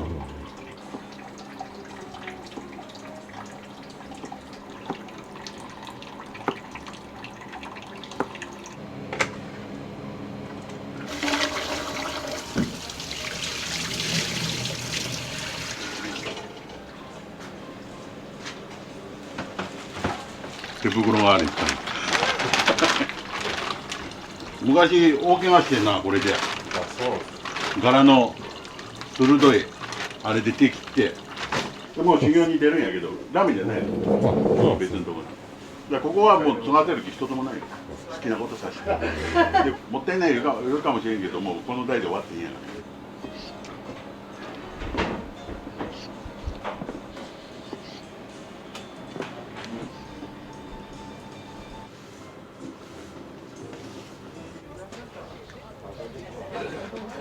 作家が好きで、フクロウの版画の、常にフクロウの得意な人がだるまになったもんで、まあとりあえず変わっとくから顔がいい。要は顔が好きでこうだもんで、字ードも全然読めんし、ある時京都から坊さん来て「いやマスターこれ意味わかるわかいうがなって怒るとか、ね、生意気とかよくするとかでこれをやめてこういう意味でこういう名前につけた。人は何言われも要は関係ないよって。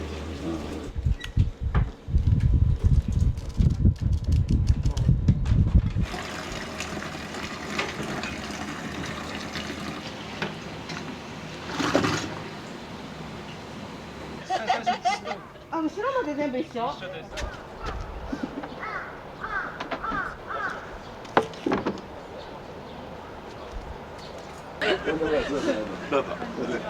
あれ一人足りんのかい？今日もう寮に帰っちゃって。あ、ほんなんや。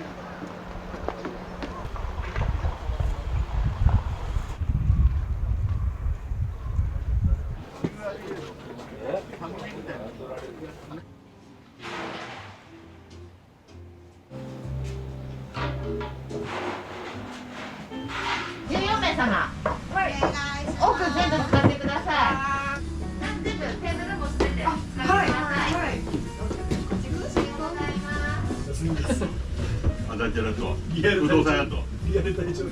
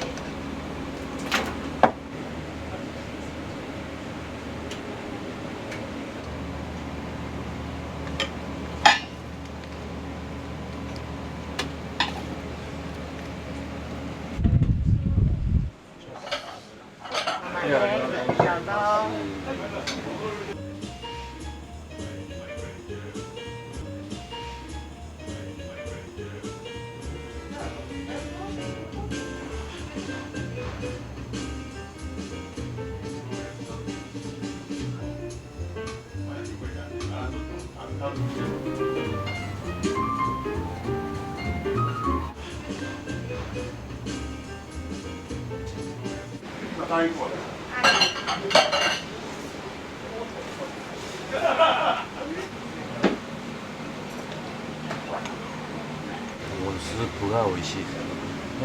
朝の方はローストしてあるチャーシューに乗ってます美味しいですね。ありがとうございます。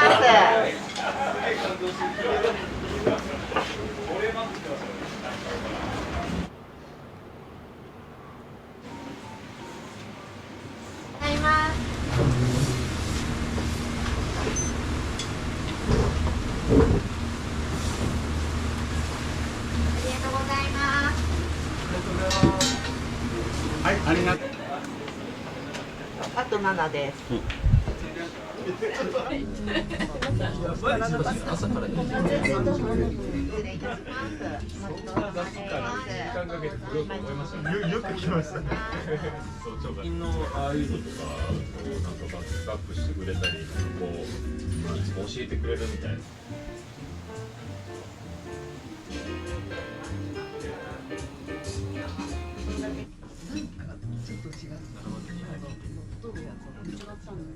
だしの甘みが感じる体に良さそうな味がしました。はい、ありがとう。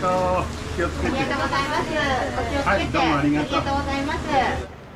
よいしょ。い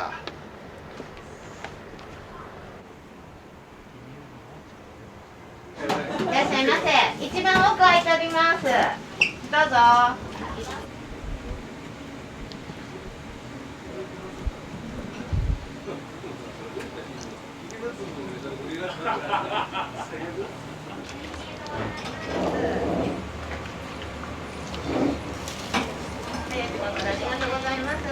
道中気をつけてね。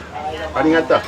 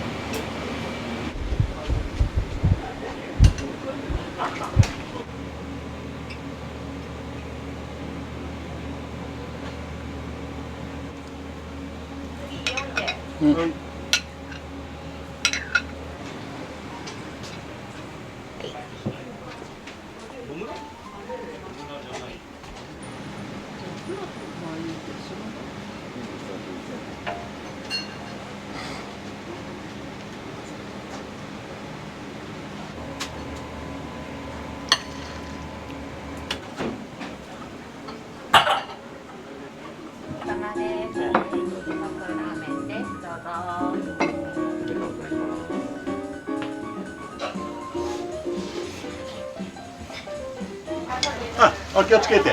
ありがとうね、早い時間からすいません。お気をつけて。ありがとうございます。お味どうでした？素晴らしかったですね。今日関西から旅行で来られたんですか？昨日来てて、何年か前寄らせてもらって、その時普通に昼食べてうまかったんで、で朝やってるという噂を聞いたんで寄らせてもらったんです。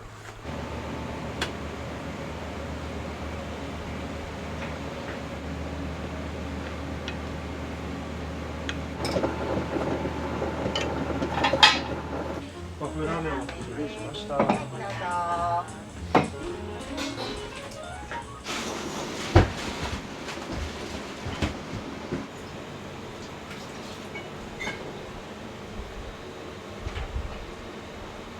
5月か6月じゃない去年の。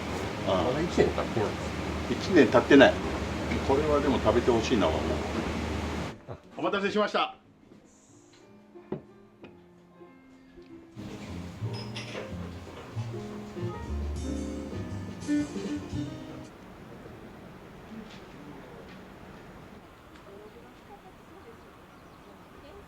本当ありがたいわ。楽しんで仕事できて。昔10人が20人、20人が30人になった時やっぱり楽しかったな。いつか絶対流行る自信はあったから。手抜かんと材料黙かさんと。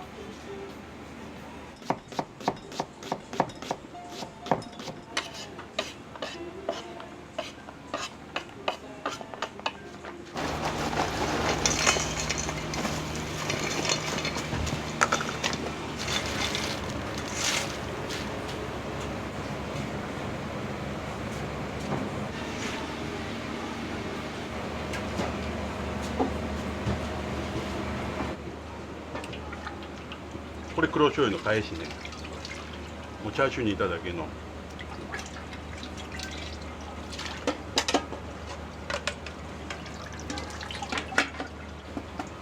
若い子やとこの油使ったらめっちゃ美味しいわ。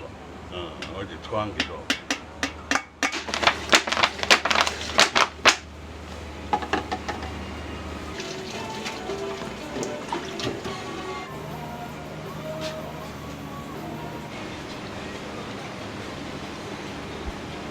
これまあ豚の要は肉磨きした肉とガラ麺とるだけ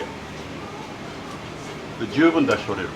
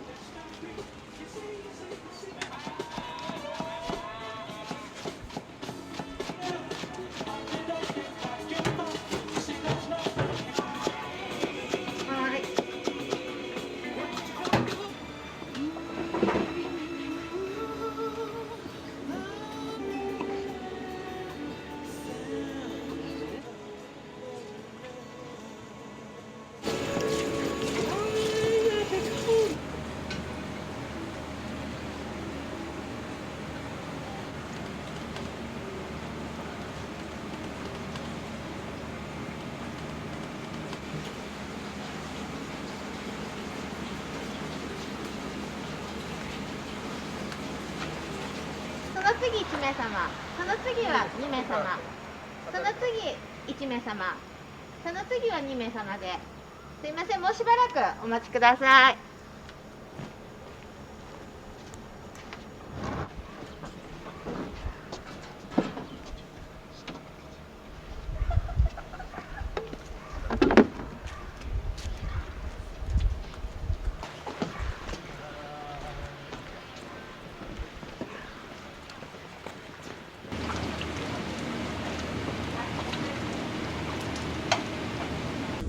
おはようございます。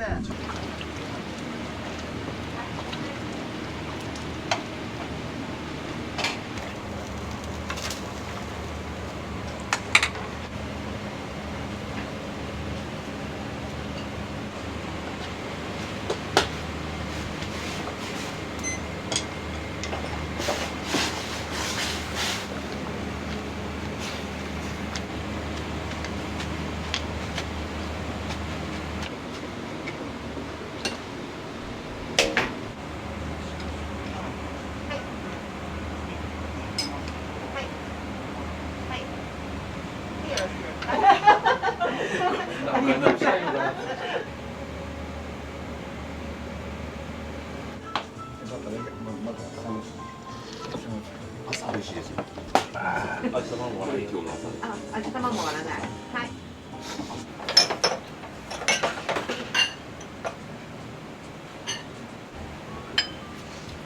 じゃあ次言い直します。煮干し1、白1、黒2。はい。煮干しラーメンのトッピングになります。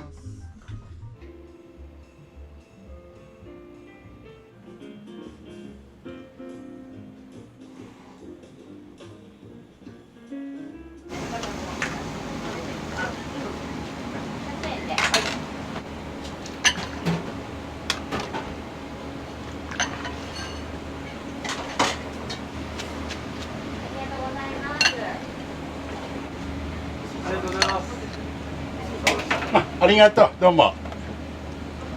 ごめんなさい。ごちそうさまです。煮干しラーメンです。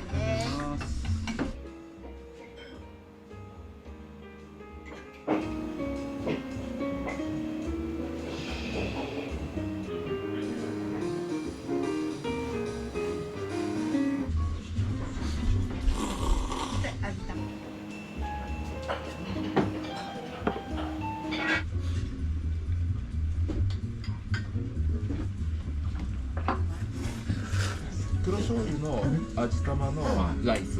ライスです。で、麺は細め。味玉も割らんやつね。あ、味玉も割らない。はい。どうなんですか。日曜日。そうですよね。本当に来た時またやるように。はい。ありがとうございました。ごちそうさまでした。写真と今日の写真。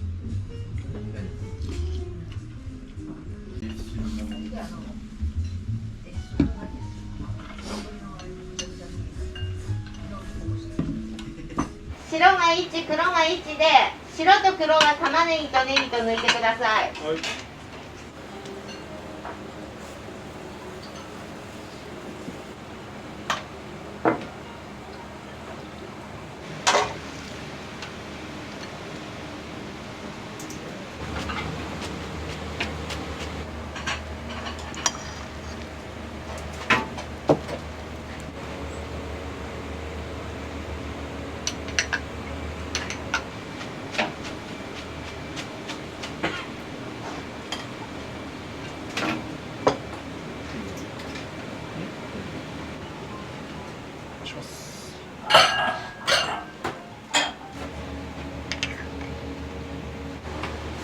ありがとうございます。ごちそうさまです。ありがとうございます。ありがとうございます。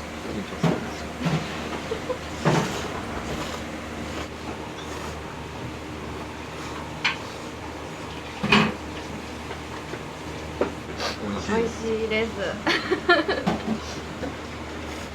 あんま日々回ってこないけどな。楽しいとこあんまない。足湯ぐらいか。どっち気をつけて。ありがとう。ありがとうございます。ありがとうございます。1名様で、その次何名様ですか？5名様。で2名様こちら、カウンターの奥、どうぞ。いらっしゃいませ。さあ確認しますね。煮干しラーメン5つと味玉1つ、ライス1つで、1つの玉ねぎ抜きとネギ抜きでよろしいですか？はい。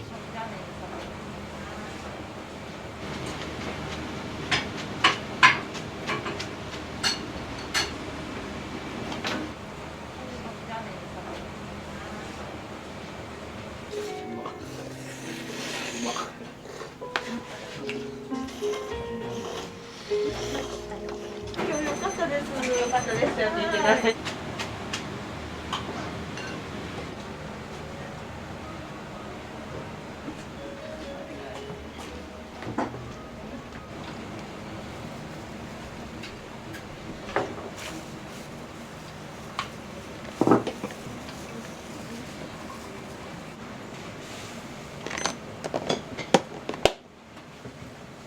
中に入れないで食べる方が好き。数は？最初スープ飲んで、徐々に具材入れてって感じです。煮干し1、白1、黒1、味玉にバラのり2でお願いします。煮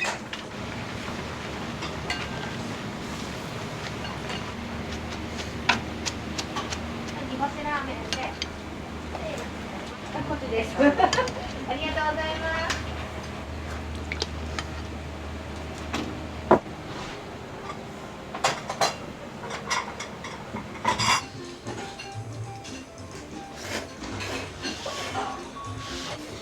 結構長引きました。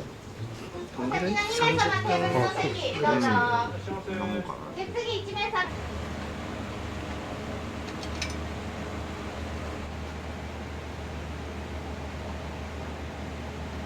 白醤油です。どうぞ。はい、いただきます。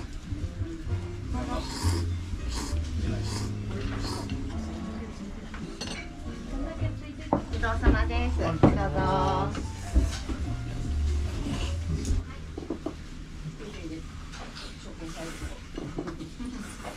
すすった瞬間、すごい煮干しの風味が口に広がって、めちゃくちゃ美味しかったです。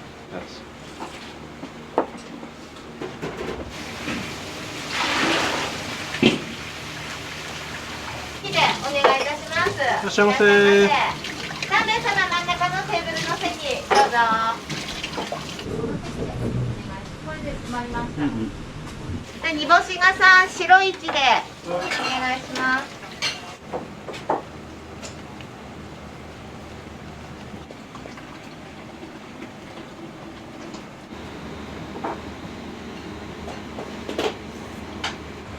本当にその8年前でも誰も富山県に戻らんだわな。あ、そうですね。定価水面なんだ。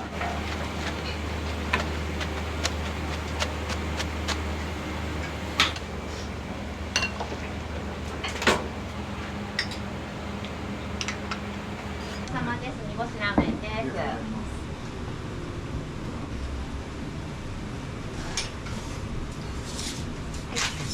どうですか、久しぶりに来てお味は。素晴らしい。旅の目的の一つは今回から、最高だ。早い時間からありがとうございます。ありがとうございました。平日学校あるので、休日だけ家の手伝いで。ここ置いとくんで、すみません、お願いします。よかった。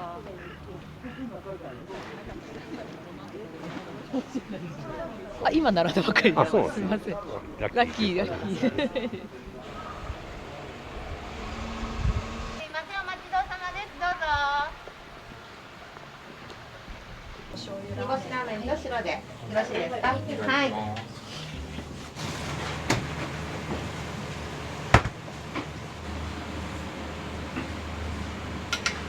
ございます。どうぞ。美味しいです。これ違った。ありがとう、長い時間。すみません。ようこそ。ありがとうございました。お気をつけて。ありがとうございます。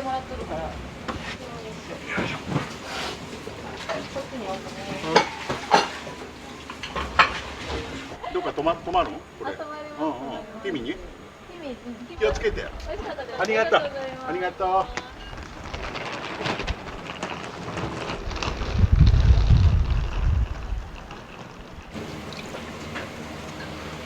これ3時間茹でて2時間漬け込み。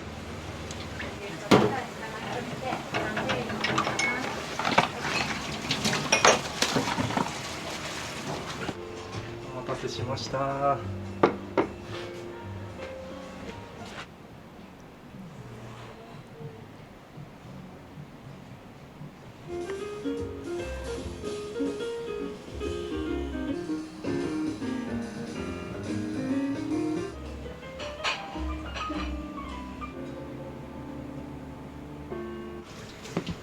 すみません、今日は一日ありがとうございました。とんでもない。気をつけて。はい。また。ありがとうございます。あれ出した。